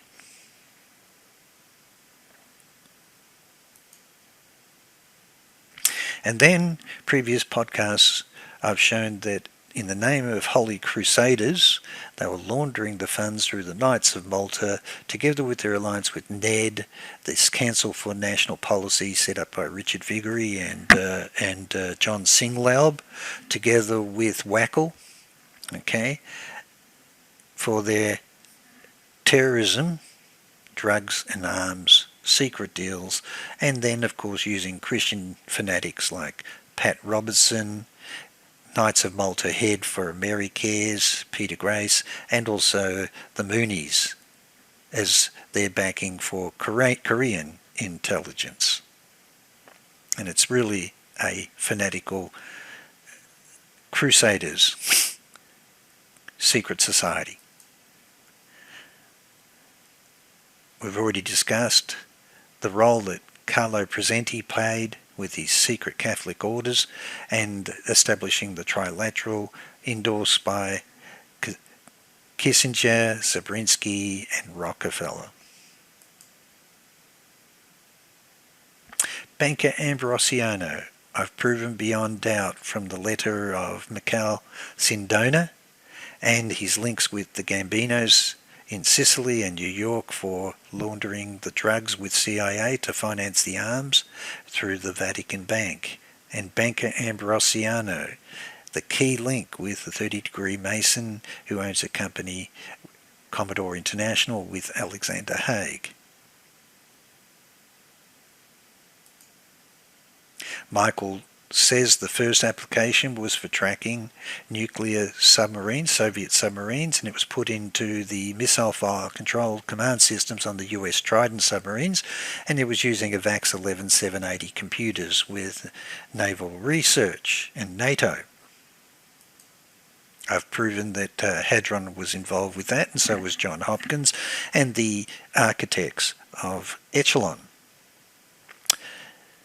Main one that I've focused on today is the Swift banking network for moving covert funds internationally across all intelligence agencies with the Vatican Bank, BCCI, Citibank, Bank of England, Guggenheim Bank, Banca Ambrosiano, Deutsche Bank, Alex Brown, IMF, World Bank and the Federal Reserve, who happened to be with US Treasury behind Citibank for Project Hammer. So let's now show the role the Rothschilds made in setting up the Vatican Bank. And it turns out the Rothschilds' loans to the Holy See.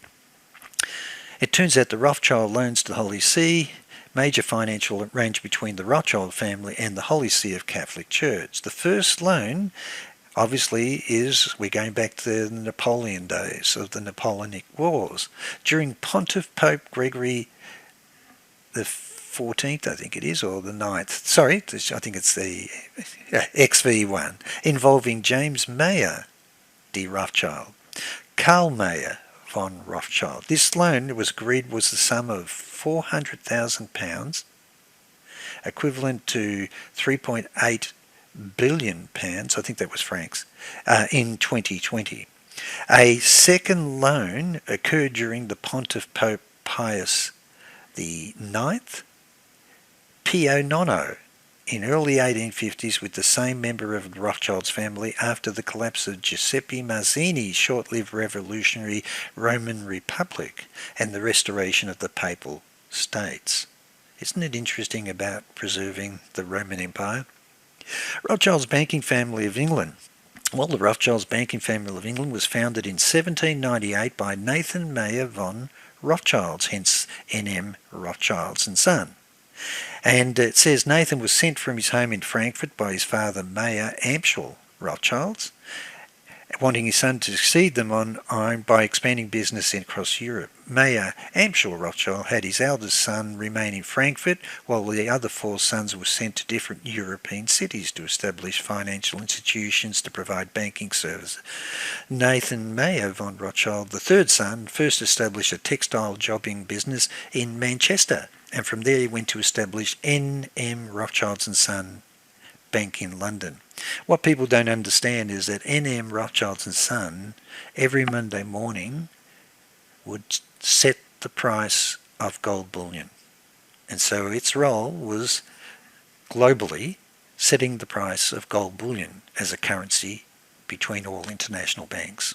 From the home based in Frankfurt, Rothschild's son not only established themselves in the UK, but also in Paris, Vienna, Naples, and two Sicilies. Through their collective efforts, Rothschilds rose to prominence in a variety of banking endeavours, including loans, government bonds, and trading in bullion. Their financing have founded investment opportunities during the 19th century, and they became major stakeholders in large-scale mining and rail transport ventures that were fundamental to the rapidly expanding industrial economies of Europe. In 1822, 5 Rothschild brothers at the head of the family's bank in various parts were each granted a title of Baron or Friar by Austrian Francis I, formerly Francis II, the last Holy Roman Emperor. It seems like this banking is going back to their titles under the Holy Roman Emperor.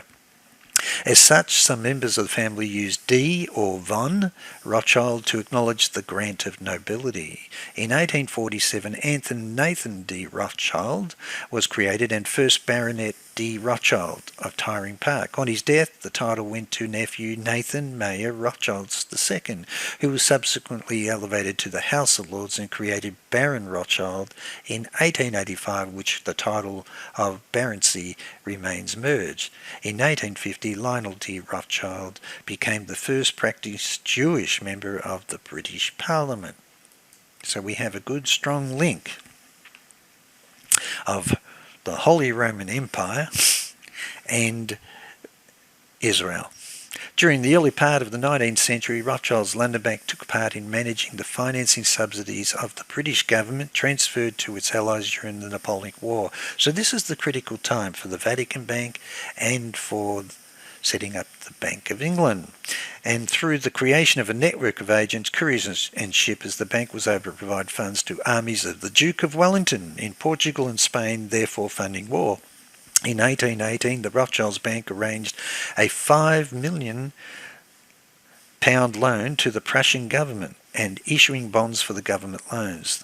The providing of other innovative complex financing for the government projects formed by the mainstay bank's business for a better part of a century. So the financing of wars seems to be common for France, Italy, Germany, Austria, London, and America.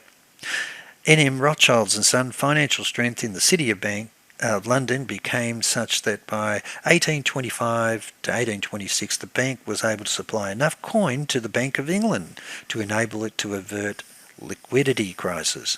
Nathan Mayer's eldest son, Lionel D. Rothschild, succeeded him as the head of London branch, and under Lionel the bank financed the British government's purchase of Egypt's interest in the Suez Canal. Lionel also began to invest in railways, Uncle James doing in France, and in 1869 Lionel's son Alfred D. Rothschild became director of the Bank of England, a post he held for 20 years.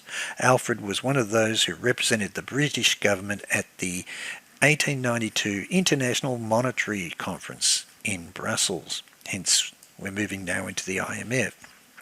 So, the history of the Rothschilds Bank establishes the Vatican Bank, sets up the Bank of England.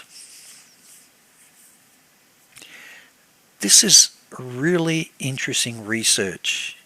It's called Murder by the Grace of God, Lucien Grégoire. And he's got a biography of a true crime, and he called it The CIA and Pope John Paul I. It's an unalienable right of no man to accumulate wealth beyond his needs, while other men starve to death because they have nothing. So George Lucien Grégoire was born in New England. He did his undergraduate work in chemical engineering and finance and earned his MBA at the University of Massachusetts. As founding trustee of organisation providing education to impaired children and his work in cooperative education, he has served on the boards of secondary schools and universities. Grégoire is best known as an investigative reporter of the mysterious deaths in the Roman Church, titled The Vatican Murders, a monumental work of 20th century capitalism as it was jointly embraced by the Vatican and the United States and those caught up in the top-shelf Vatican CIA intrigue. Now, the reason I'm going to bring this up is by chance. This is highly relevant to my investigations of PROMIS. It says here in 1978, driven by Pope Paul IV's liberation theology, there was two fronts on which CIA was confronted by communism as a free democratic society, Italy and Central America. That was the crisis for CIA. They perceived Italy and Central America were really the opportunities of communism, and that's where they had to have major intelligence operations. It was in these parts of the world that communism was raising its ugly head as the will of the people that was so very dangerous to the United States and its capitalistic allies. Henry Kissinger sounded the alarm. Don't you love it that he's now prominent? Domination by Moscow is not the issue. Communist control of Italy and Central America is the issue. It would have terrible consequences for the United States and is the number one threat to its national security. In his book, Murder by the Grace of God, Chapter 1 is the murder of John Paul I. 33 days into his papacy, the youngest pope to die in 400 years and the only pope in 2,000-year history of the Church whose death was unwitnessed, was found dead in his bed. And this part's very important because it relates to his evidence and concerns, and he states, nevertheless, there were events under Pope Paul IV that set the stage for the Great Vatican Bank scandal. In 1969, Mikhail Sindona was introduced to the Gambino family to the family member of Giuseppe Caprio, who was Secretary and Treasurer of Patronry of the Holy See, the Vatican Central Bank. Caprio hired Sindona to school the Vatican in offshore banking. This gave birth to rumours the Vatican was laundering drug money. Dirty money would flow from eastern sources to the Vatican and then to offshore shell companies and be returned as clean money. It was then deposited in the account of the Gambino family in Banca Ambrosiano. The transactions had bypassed the Bank of Italy. He says that in 1975, Paul Masinkas became board member of Ambrosiano Overseas Limited, a Nassau branch of Ambrosiano, which began to route transactions through Patronry, IOR, Vatican Bank, to get them in and out of Italy without passing through the Bank of Italy. Courts determined in one transaction, and you'll love this, in 1978 that Ambrosiano transferred $184 million from Lucia Jalli's account through Panama-based Bellatrix, earmarked for political purposes in Central America. In another transaction, wait for it, Ambrosiano transferred funds from Opus Dei account, which brought shares in a Rothschild bank. Isn't this amazing? P2, Rothschild's bank, Opus Dei accounts. Calvi manipulated the value of the shares, which resulted in a $142 million swell in Brociano and an offsetting deflation in Rothschild. Courts determined that Calvi / Opus Dei siphoned off the Ambrosiano swell to the director Somoza in Nicaragua and ruling regimes in El Salvador, Guatemala to suppress the revolution of the poor. It was this deal that caused some to believe Rothschild's directors had been involved in Robert Calvi murder, but never proved in the courts. Now this part got my attention. It was this deal that caused some to believe that Rothschild directors have been involved in Robert Calvi's murder. And given the evidence is that an Opus Dei account which brought shares in Rothschild's banks, and the funds for their account had transferred through Ambrosiano Bank. It always wondered me why Robert Calvi, God's banker in England, decides to travel to London to commit suicide, to hang himself under a bridge. Why go to London? I believe quite strongly from the evidence that I'm uncovering is that it's linked to the Rothschild's banking empire and the Masonic order in London.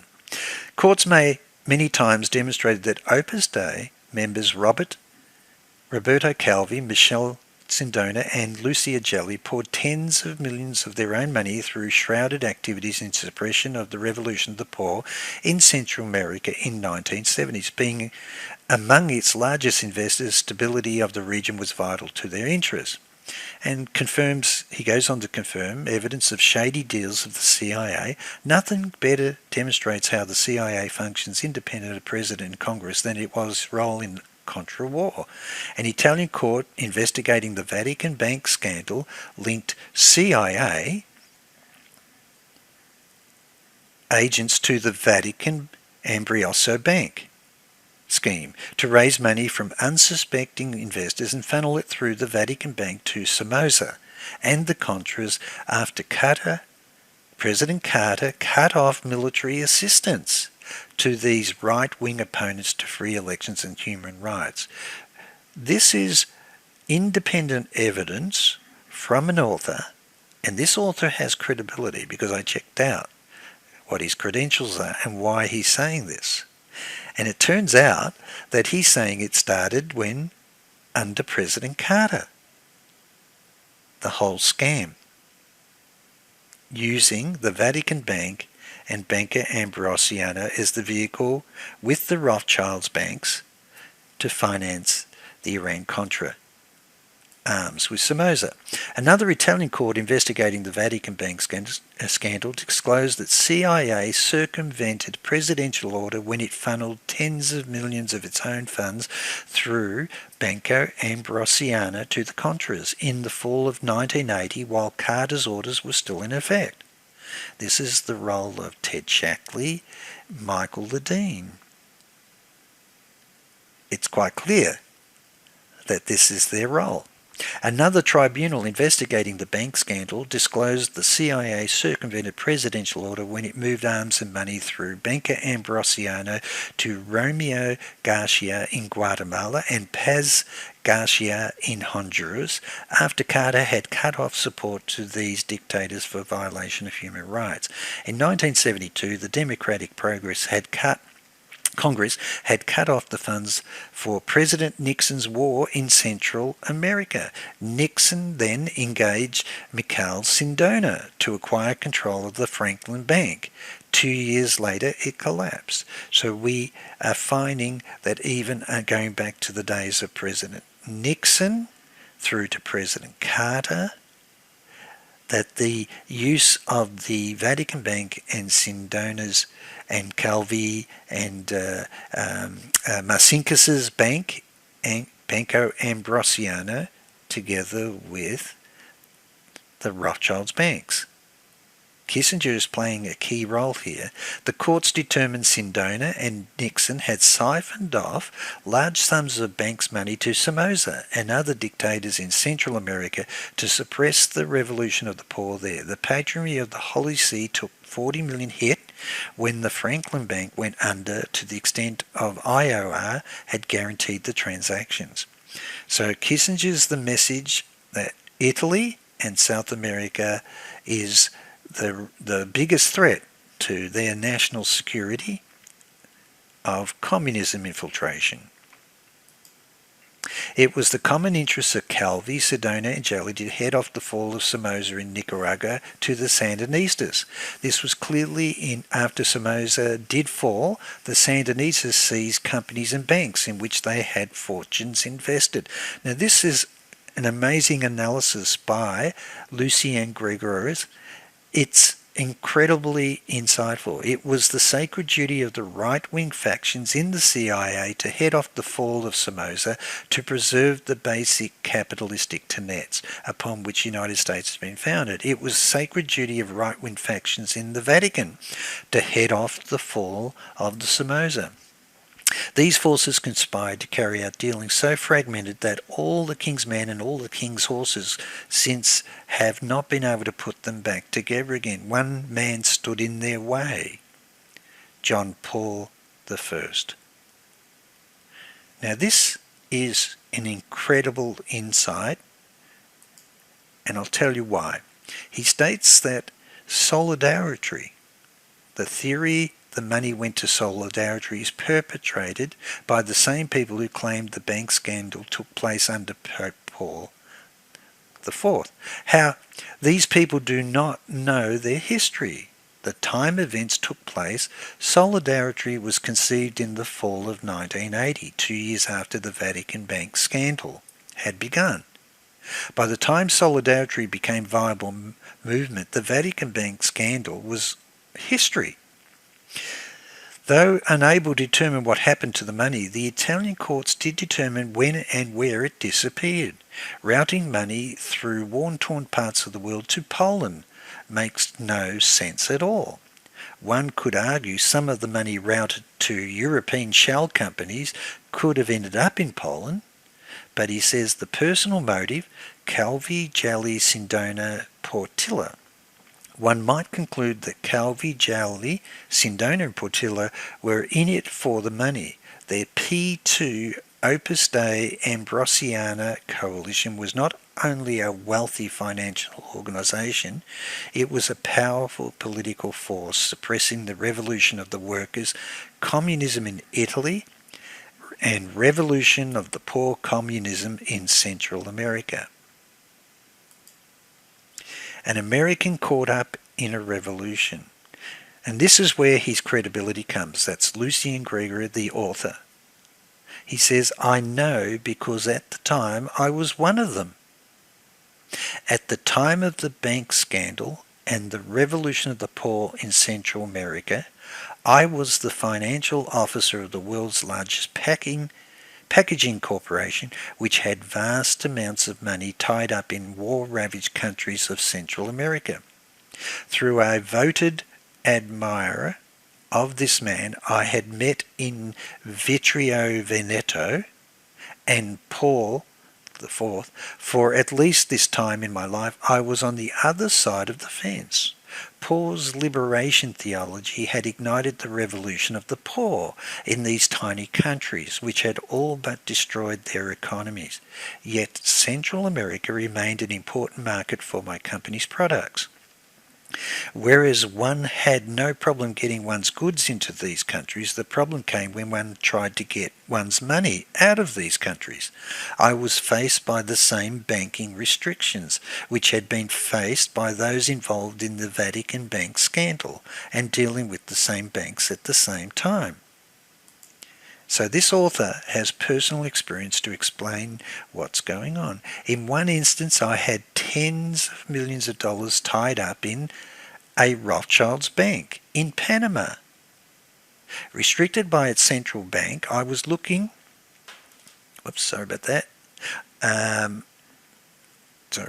In Panama, restricted by its central bank, I was looking at upwards of a year of unprecedented inflation before I could get my GERS on it. By that time it would be half its worth. I came up with the idea of executing a guarantee in the name of my Fortune 50 giant to Rothschild. If the debt went sour, it would hold Rothschild harmless. Rothschild paid me the cash up front. My parent company's treasurer motioned for my dismissal. I had usurped what he considered his unique authority. My secretary saved me. She researched the company's charter, which held any corporate office could execute a guarantee. I was off the hook, regardless, as the revolution of the poor began to take hold in Central America after Jimmy Carter became president and cut off aid to the incumbent juntas, members of the ruling families in the war-torn zones of Honduras, Nicaragua, Guatemala, and El Salvador, sought refuge in Costa Rica, Panama, and the United States. So he has personal experiences in dealing with the Rothschild's banks, and then he investigates the evidence of the Rothschild's bank's roles with banker Ambrosiana and the murder of Pope Paul I.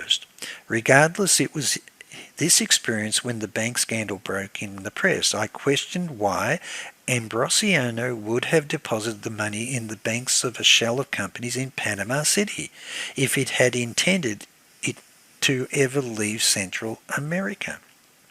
It made no sense that it established a branch in Lima after its assets had been frozen in Nicaragua upon the overthrow of Somoza. Yet it made no sense when its Lima branch deposited the money in the Vatican Bank, which in turn transferred it back to Panama. From Lima, it could have transferred the money to any bank in the world if it sought a safe haven from foreign interests. The Nassau Ambrosiana branch would have been the perfect haven. Why transfer it back to Central America, where the central banks would freeze or delay the flow of funds out of the region for periods of up to a year? The only thing that makes any kind of sense at all is the money was never intended to leave Central America. This is consistent with Marcinkus. His reply to my question where the money had disappeared. And he said, Paul Marcinkus says, you don't run money through war-ravaged parts of the world unless you intend it to remain there. So there is overwhelming links of P2, banker Ambrosiano, and the relationship of Michael Ledeen, Henry Kissinger, Ted Shackley, and Alexander Haig with banker Ambrosiano. In addition, In God's Name by David Yallop. In 1984, David Yallop, in God's Name, made the case for murder of Pope Paul I, employing witnesses and medical testimony to demonstrate the Pope could not have died of natural causes. He argued Archbishop Marcinkus, Cody and Villett conspired in the Vatican bank scandal to the financial gain of 3 mafia types, Calvi, Gelli and Sindona. John Paul was murdered because an audit he had ordered of the Vatican Bank would have uncovered the scandal transactions. So let's go further. Why has that got my attention? Because when I was investigating the PROMIS software, Jimmy Rothstein, private investigator, former New York detective, he told me he arrested CIA assassin Frank Sturgis during the Watergate scandal. He investigated the US customs evidence involving Peter Wiedniks and Michael Riconosciuto. He investigated CIA Operation Human Compromise involving Roy Cohen and Edwin Wilson. But he said he received a telephone call from Pope Paul I 2 weeks before his mysterious death, requesting Rothstein to investigate the evidence of pedophiles in the Catholic Church and major fraud involving IOR, Vatican Bank and Banca Ambrosiana. This is the link. Of all my research on PROMIS, software, the Vatican Bank, Nugenhan Bank, Banca Ambrosiano, leading to Alexander Haig. And this is when he says, during the PROMIS software investigation, he says, I was hired as an undercover investigator by Alexander Magnus, US presidential candidate, to investigate evidence that his foundation was being used by Oliver North and Tom Posse. I was hired as an undercover investigator by US Customs to investigate evidence that Peter Wiedniks had purged himself during Michael Riconosciuto's court trial, denying that he knew Hadron Inc. and Earl Bryan or Michael Riconosciuto, and that he had delivered the PROMIS software tapes to Wackenhut Cabazon, R&D Centre for Michael Riconosciuto, to modify for CIA and Dr. Earl Bryan. And during our investigations of Peter Wiedniks, we were shocked when Alexander Haig suddenly and mysteriously intervened and shut down the US Customs investigation. What's the chance that Alexander Haig turns up? What's the chance that Robert Booth Nichols then comes out to Australia? Your research is upsetting very powerful Israeli businessmen, and you do not know who you're dealing with until you get a crowbar to the back of your head. If you continue with then you'll have the investigations, you'll have the military coming down on you, or your problems in Australia lead directly to Alexander Haig. And it's the same day that Michael Ledine's in town. What's the thread of Robert Booth Nichols, Michael Ledine, Ted Shackley, Alexander Haig and Peter Wiedniks?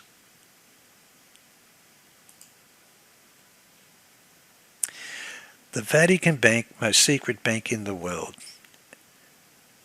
And this is the part that now tries to show you that Capital Flow's contributor, guess it was published in 2012, it says Italian prosecutors have now detained the former head of the Vatican's bank after searching his home, former suspected criminal behaviour. Catholics and followers of the Holy See will be disappointed to learn that the Vatican's banks appears to be embroiled in yet another financial scandal. After a number of very embarrassing episodes in recent years, the Pope pledged to comply with international standards on the illicit finance and clean-up of the bank's image. The European Union has an important role to play in helping the Vatican mitigate risk and come into full compliance. The Financial Action Task Force, set up by G7 to combat money laundering and terrorist financing, has responsibility as well. And it says the Institute of Works for Religion, IOR, commonly referred to as the Vatican Bank, is privately held financial institution located inside the Vatican City. Founded in 1942, our role is to safeguard and administer property intended for works of religion and charity. The bank accepts deposits only from top church officials and entities, and according to Italian legal scholar Settimio Caridi, it's run by a president but overseen by 5 cardinals, who report directly to the Vatican and the Vatican's Secretary of State. Because so little is known about the bank's daily operations transaction, it has often been called the most secret bank in the world. And that's why CIA, Henry Kissinger, Rothschilds, together were using the Banca Ambrosiana, Guggenheim Bank, BIC, Citibank, England, Deutsche Bank, Alex Brown, for secret transfers of IMF funding, World Bank, together with the Federal Reserve System, in the name of national security, said that they were bankrupting the Soviet Union, but they were stealing their gold bullion.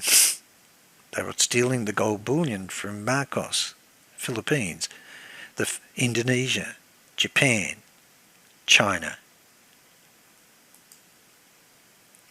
I've proven beyond doubt it's the same secret team behind all the intelligence systems for the war on drugs, terrorism, follow the money. Goes back to all the companies owned by Ted Shackley, Ed Wilson, together with Robert Gray, but goes all the way to the top for drugs, weapons and arms. And this is what I found when I investigated Deutsche Bank Alex Brown. It's actually a derivative of Brown Brothers Harriman. Is one of the oldest and largest private investment banks in the United States. The merger of Brown Brothers & Co. together with Harriman Brothers & Co. formed Brown Brothers and Son. Brown Brothers Harriman is also notable for a number of influential politicians, government appointees and cabinet members that have worked for the company, such as W. Averill Harriman, Prescott Bush, and note here, Alan Greenspan. Brown Brothers Harriman provides advisory, wealth management, commercial banking. After immigrating to Baltimore in 1800 and building a successful linen and mercantile trading business, Alexander Brown and his 4 sons co-founded Alex Brown and Sons. And this is where my world collides with A.B. Krongard. Alex Brown and Sons was the first investment bank founded by Alexander Brown. The firm was acquired by Bankers Trust in 1997 to form BT Alex Brown and then integrated into the Deutsche Bank in 1999 following Deutsche's acquisition of BT. Noted alumni is A.B. Buzzy Krongard, who was appointed Executive Director of Central Intelligence Agency of CIA in 2001. In 2001, I'm discovering that Operation Still Point with the bogus prince is embroiled with CIA agents. But in 2000, the year before, it was General Earl Cockey, who's exposing Project Hammer using the World Bank, Guggenheim Bank, Citibank, and the PROMIS software. And he represented the Guggenheim Bank, the World Bank, and is exposing PROMIS is used at Project Hammer at Citibank, which is consistent with the testimony that Michael Riconosciuto gave in court, that the first application was the Swift banking software for the PROMIS software, and it was installed at Transaction Technologies at Citibank. And we've covered this in previous podcasts, but General Cockey not only represented Guggenheim Bank, but he also had acted as a special consultant to Adnan Khashoggi. And he gave a 67-page deposition about his knowledge and involvement in Project Hammer.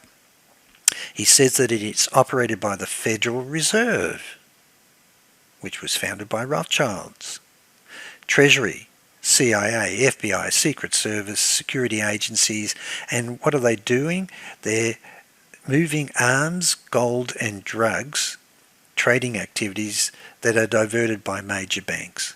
Earl Cockey confirmed that Project Hammer was to generate funds to pay off the debts on bullion certificates issued by metal trusts.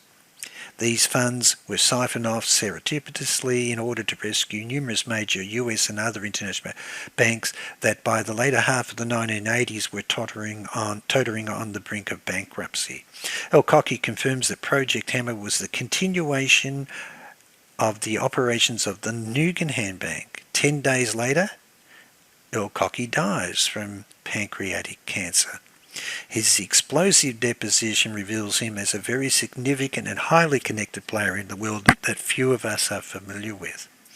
He also confirms that A.B. Krongard really was the one that instigated CIA's Project Hammer, and it also involved banker Ambrosiano overseas.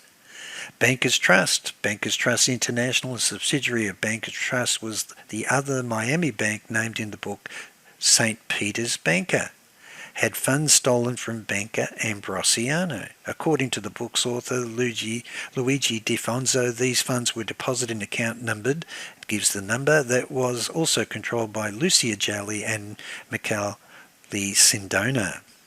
In 1982, Ferdinand Marcos arranged General Fabian Ver to transfer 50 tons of gold bullion to Switzerland, shipped on two 747 aircraft on a charter arranged by an individual by the name of Ron Lusk to deliver the gold to Bankers Trust in Zurich. A.B. Krongard was the vice chairman of Bankers Trust, director of Johns Hopkins Medicine, prior to becoming the executive director of CIA. Hence my crisis. General Earl Cockey was director of Nugenham Bank, Washington. Robert Boot Nichols represented 1 billion gold bullion certificates in Switzerland owned by Ferdinand Marcos, and was working with Herbert Bost,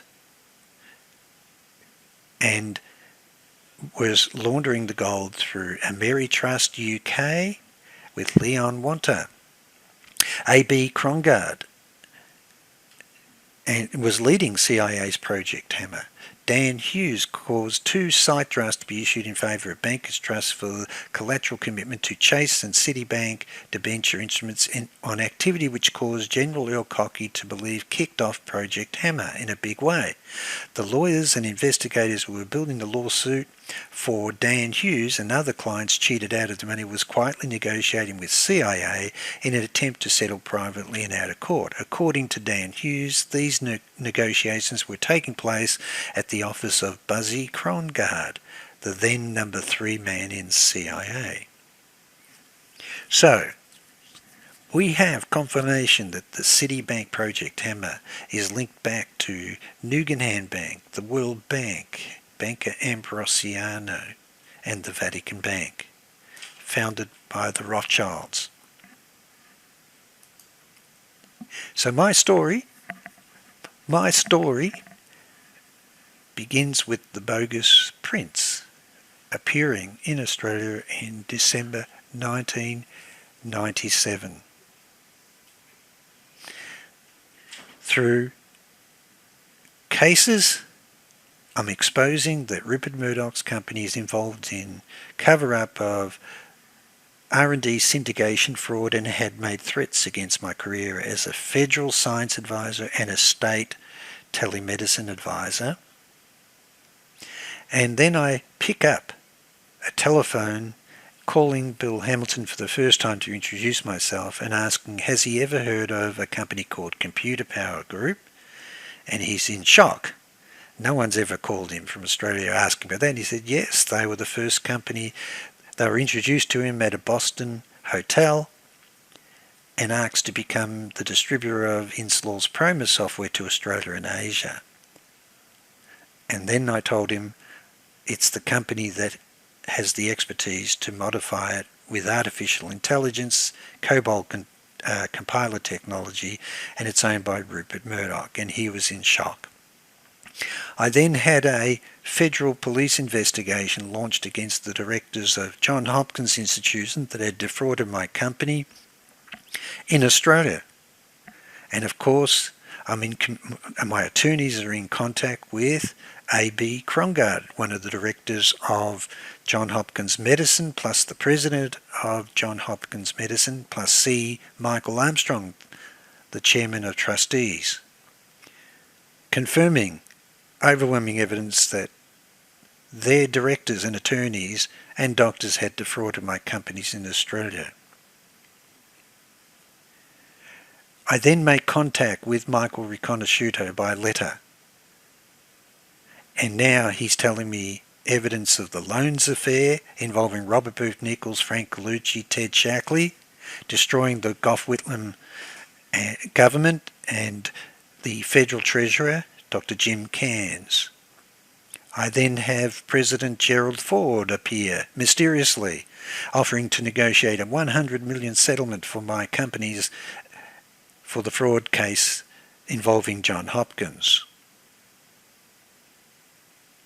2 documentaries air in Australia about the fraud case and identify A.B. Krongard is the executive director of CIA, and they go to the premises of Amcare Labs, a subsidiary of Johns Hopkins, and one of the directors is Frank Bosnell, who owned Business Risks International Inc. that employed Major Joseph Queller, who is the former CIA agent, US Special Forces military personnel, who arranged the meeting for Danny Casolaro in Martinsburg. The chances of CIA involvement and Frank Bosnell owning Business Risk International is incredible. And then Robert Booth Nichols appears, mysteriously making threats against me, telling me all my problems are going to lead to Alexander Haig, his involvement with the Nugenham Bank and Mafia, and I'm upsetting some very powerful Israeli businessmen. I'll get a crowbar to the back of the head, and if I continue my research, I'll have the military coming down on me. Then I get a telephone call. William Hamilton's been approached by a Pentagon spy who's telling them that Paul Wolfowitz and the neocons are upset about all my research on PROMIS. And that's when I found the legal evidence later on, and it turns out that the CIA agents were working with the bogus prince, Prince Aldic. And then I discover not only were they involved in that scam to destroy my companies, but I then discover the CIA BCCI checks are financed by the Kuwait royal family. And I interview the girlfriend, the last girlfriend of Danny Casolaro, confirming she was paid $10,000 to stay at the Watergate Hotel with the Crown Prince and Prime Minister of Kuwait during the week that Danny is found dead, with both wrists completely slashed. And then I reach out and make contact with Michael Cottrell, and we share evidence, overwhelming evidence, that the PROMIS software was used for Project Hammer and Operation Still Point. That's my journey and evidence. And then I follow the money. And so here is me as the former science advisor with the support of Prime Minister John Howard, who writes a letter of support and initiates a federal police investigation into the fraud being committed. He offers to meet with George Bush Jr. during his visit to Australia to see if we can find a solution for the fraud. This is in 2003, before Robert Booth Nichols appears, President Ford appears, and then the threats against my life start.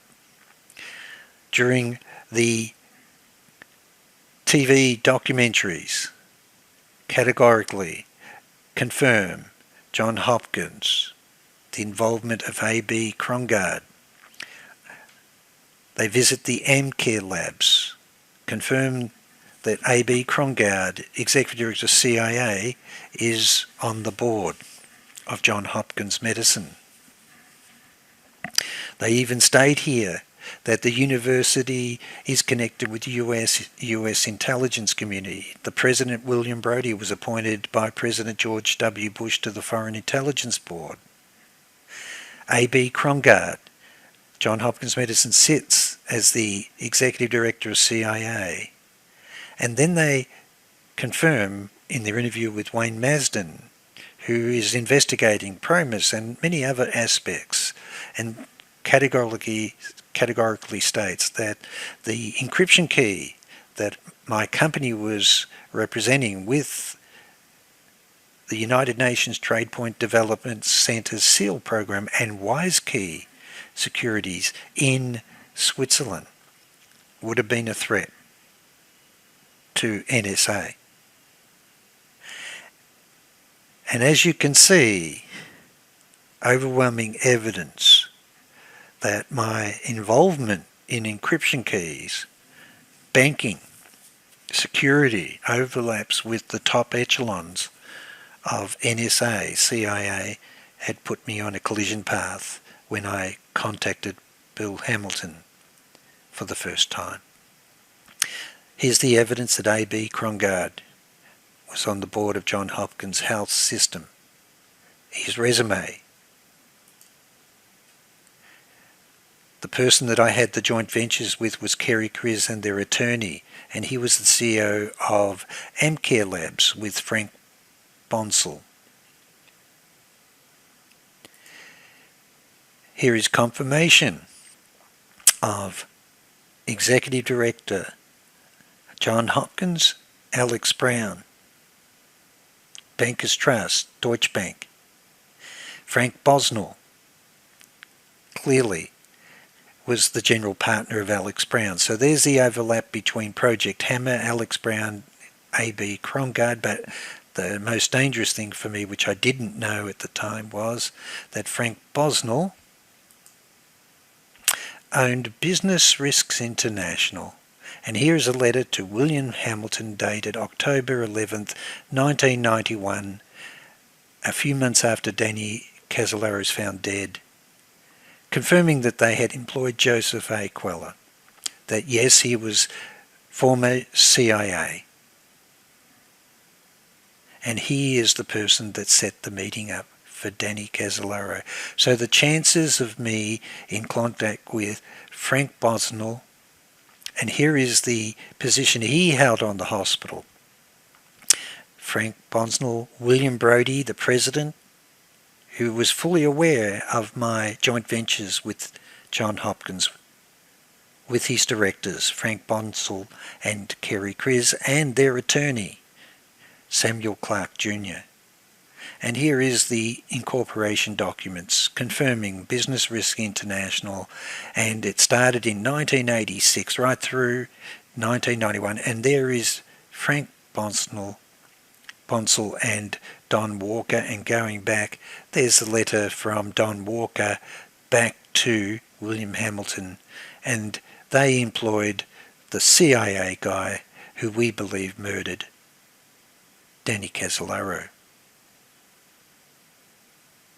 So my path to have Robert Booth Nichols appear to make threats against me, and he's all over Danny and also Major Joseph Queller. Both of them returned urgently from Kuwait to assist Danny with his investigations of the PROMIS software. And so I'm going to do a complete podcast on the overwhelming independent evidence of Michael Cottrell in his research thesis for his master's called Elite Power and Capital Markets, and he's given me a complete copy of it,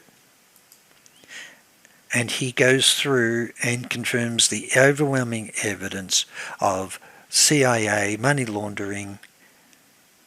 William Casey was the brains behind CIA's economic warfare program that bankrupted the Soviet Union, with Leon Wanter, And Michael Cottrell was a financial advisor with Leon Wanter in those companies that were linked back with Herb Bost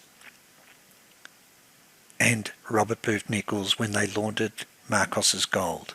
And he shows how Chip Swift and Chaps is working together with the Federal Financing Bank with Iran-Contra, the hedge funds for the BNL Iran Gate scandal, the derivatives involving financing terrorism with BCCI, and Capcom, which was the vehicle used for laundering Noriega's drugs with Pat Robertson's Christian network.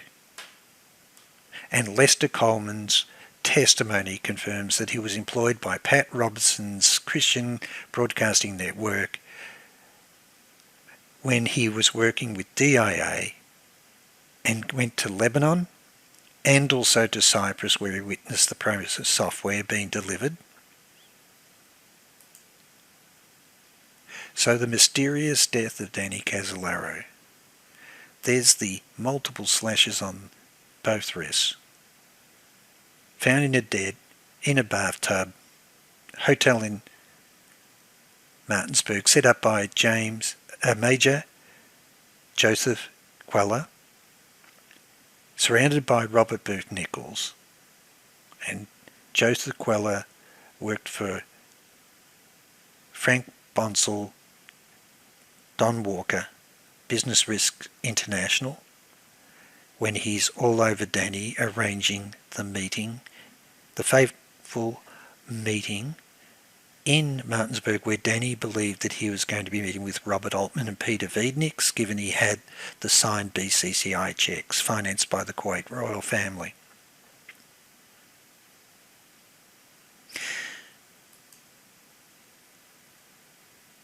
When I interviewed the last girlfriend, the last days of Danny Casolaro, even the author, I've interviewed James Ridgway, Douglas Vaughan.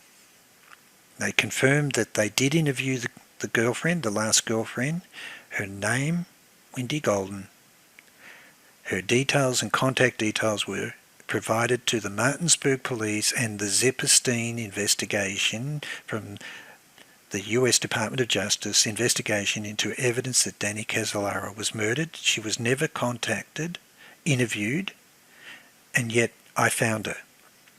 And she confirms categorically to these authors that during the week Danny Casolaro died, I was invited to stay at the Watergate Hotel for a week with the Crown Prince and cousin of the Emir of Kuwait. And it's not until I contact her and interview her, and I have my 2-hour interviews recorded with her, she confirms the only person I could find who was in America at the time was this Crown Prince. He's actually Crown Prince Saad Abdullah Al Sabah. He's actually the Prime Minister of Kuwait. He was attending meetings at the United Nations Security Council with the Emir 4 weeks before Danny's found dead. He was staying at the Watergate Hotel. She identified just from the photograph. I didn't give any details on name, and she said categorically, that's definitely him. And here's a picture of the same Crown Prince Prime Minister with Ronald Reagan, with George Bush Sr. thanking him for Desert Storm. And here's a picture of him with James Baker, who has Rupert Murdoch's computer power STARS artificial intelligence retrieval system installed at White House and US Treasury. And so the chances of Danny Casolaro being surrounded by these two people working with the Kuwait royal family, he's recovering their gold and stolen art for the Kuwait royal family, flies back to assist Danny, and he turns up in Australia to threaten me. Overwhelming evidence of Robert Booth Nichols' role in arms to Australia weapons, links with the Gambino Mafia, drugs and arms through Nugan Bank. But I found this, going back to the evidence of the Rothschilds banks. And it says here that Cisalpine Bank, Bahamas, which became Banca Ambrosiana, the Vatican Bank and Nugan Bank.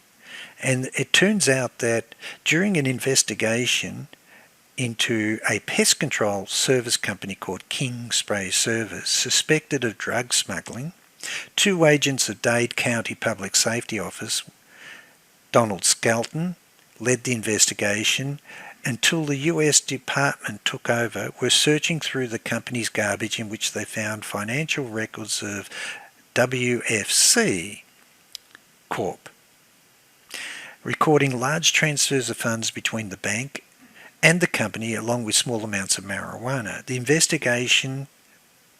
This investigation ruined WFC Corp and closed it down in 1980. Simultaneous overdrafts of the National Bank of South Florida, controlled by WFC, after a large payment of cash for equity, prompted an investigation by bank examiners. And this is what they found. A considerable portion of the money was funneled through a bank in the Bahamas called the Cisalpine Bank, and from thence to the Vatican Bank, to Swiss number accounts. This bank was owned by the Vatican Bank manager, Archbishop Paul Masinkas, notorious dirty Italian banker Robert Calvi. The Cisalpine Bank seems to have also been laundering heroin profits through the Nugan Bank for the Grey Wolves. And it was the Cisalpine Bank was actually the origins of Banca Ambrosiana overseas.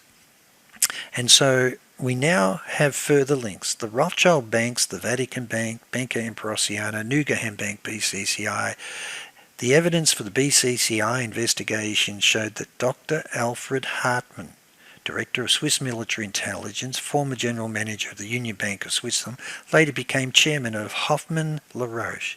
Hartmann resigned from La Roche following a price-fixing scandal involving European Community. Main Board Director, Rothschild Family Bank Holding Companies, and General Manager of Rothschild's AG Zurich.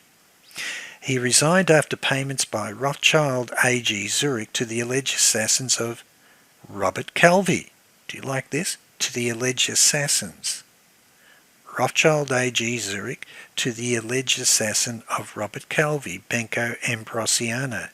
Director of Inter-Maritime Bank, Bruce Rappaport. Royal Bank of Scotland, Switzerland. Hartmann was chairman of BCCI's Audit Committee, Luxembourg, but has never been investigated by SFO, Serious Financial Office, Switzerland, or the FBI. Gold bullion played an integral part in BCCI's money laundering operations. BCCI gold dealings for Colombian drug cartels were passed through BCP, Banco de Commerce et de Placement, in association with, there you go, Rothschild AG Zurich, represented by Dr. Albert Hartmann.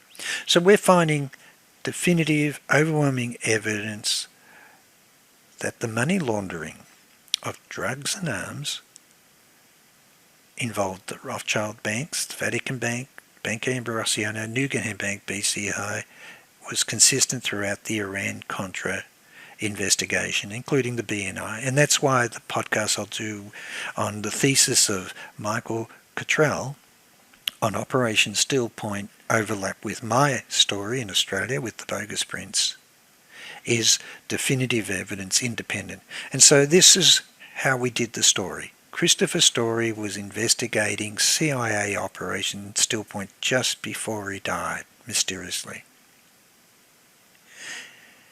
He's asked to meet with the same Pentagon spy, and that meeting set up by the author of Robert Maxwell, Israel's super spy, who had the PROMIS software for Swiss banking.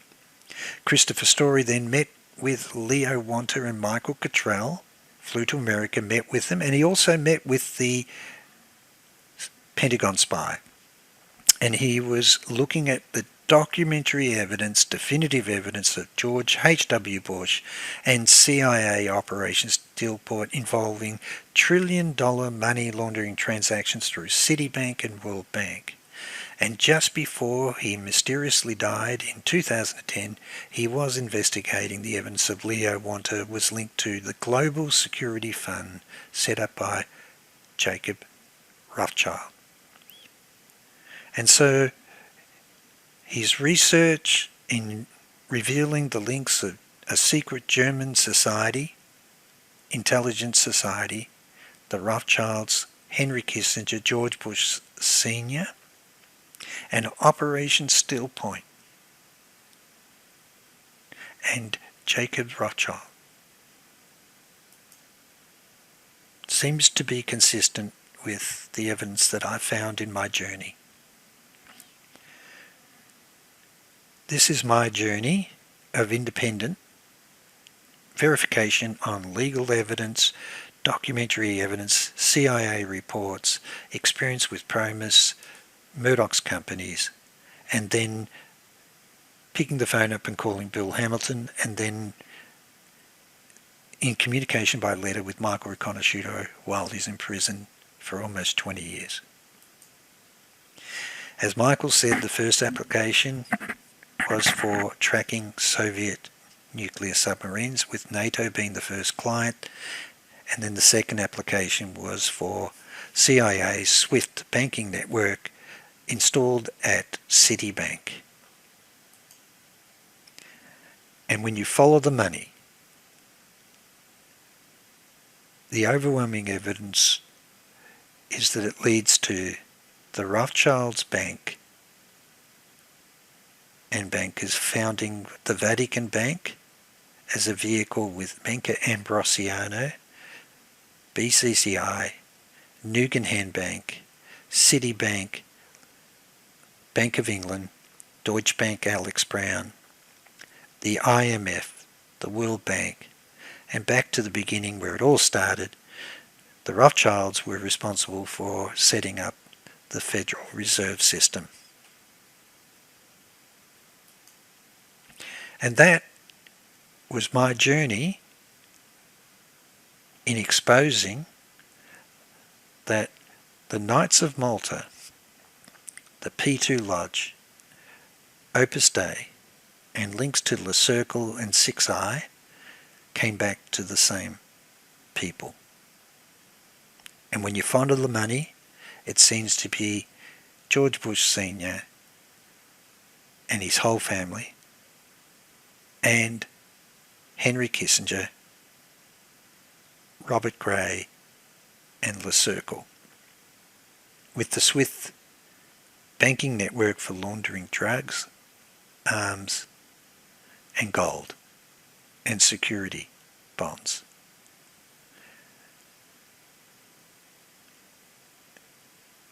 Right throughout, including what I believe is a higher order of an elite group, and I think the rogue agents, going back to the last emperor of the Roman Empire, Holy Roman Empire, Habsburgs, together with Knights of Malta, Opus Dei, P2 Lodge, and it seems to be now controlled by the Rothschilds and the neocons.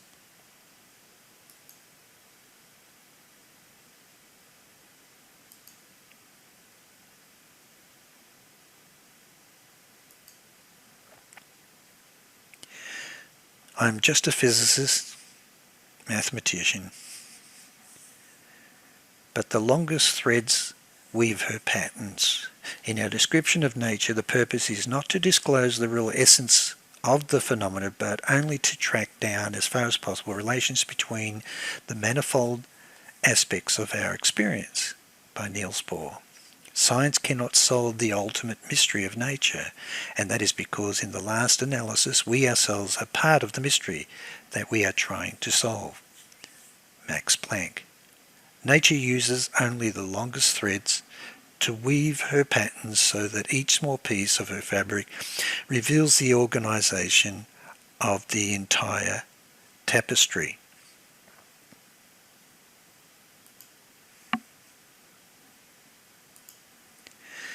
And that's why I think the summary of the PROMIS software affair I called the 6I, Merchants of Death and Theft. You can only control countries when you control justice and the media. The longest threads we weave her patterns. The 5 I's is echelon, the echelon surveillance system. The station is partly run by US Central Intelligence, NSA, National Reconnaissance Office, NRR, and is key contributor to NSA's global interception effort, which included the Echelon program. But I think that it was investigative Danny CASOLARO and his files that are still secret under presidential executive order was investigating the theft of Insol's PROMIS software, and during his investigation he discovered the octopus, the secret team. It changed its behaviour when aware it was being observed. It camouflaged itself in a cloak of secrecy and is protected under national security. However, imprisoned Michael Riconosciuto, his files are sealed secret under US presidential executive order, provided Danny CASOLARO access to the longest threads of the international covert operations of the octopus. And this empowered Danny CASOLARO to weave the pattern of the fabric worn by the octopus to collapse the probability wave function of its corrupt behaviour and reveal the 6th eye.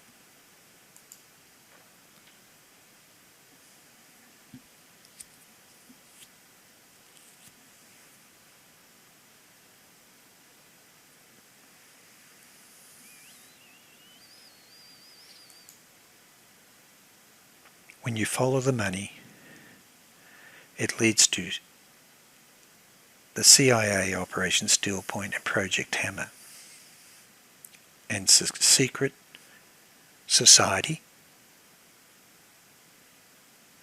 and banks, which are not controlled by any government,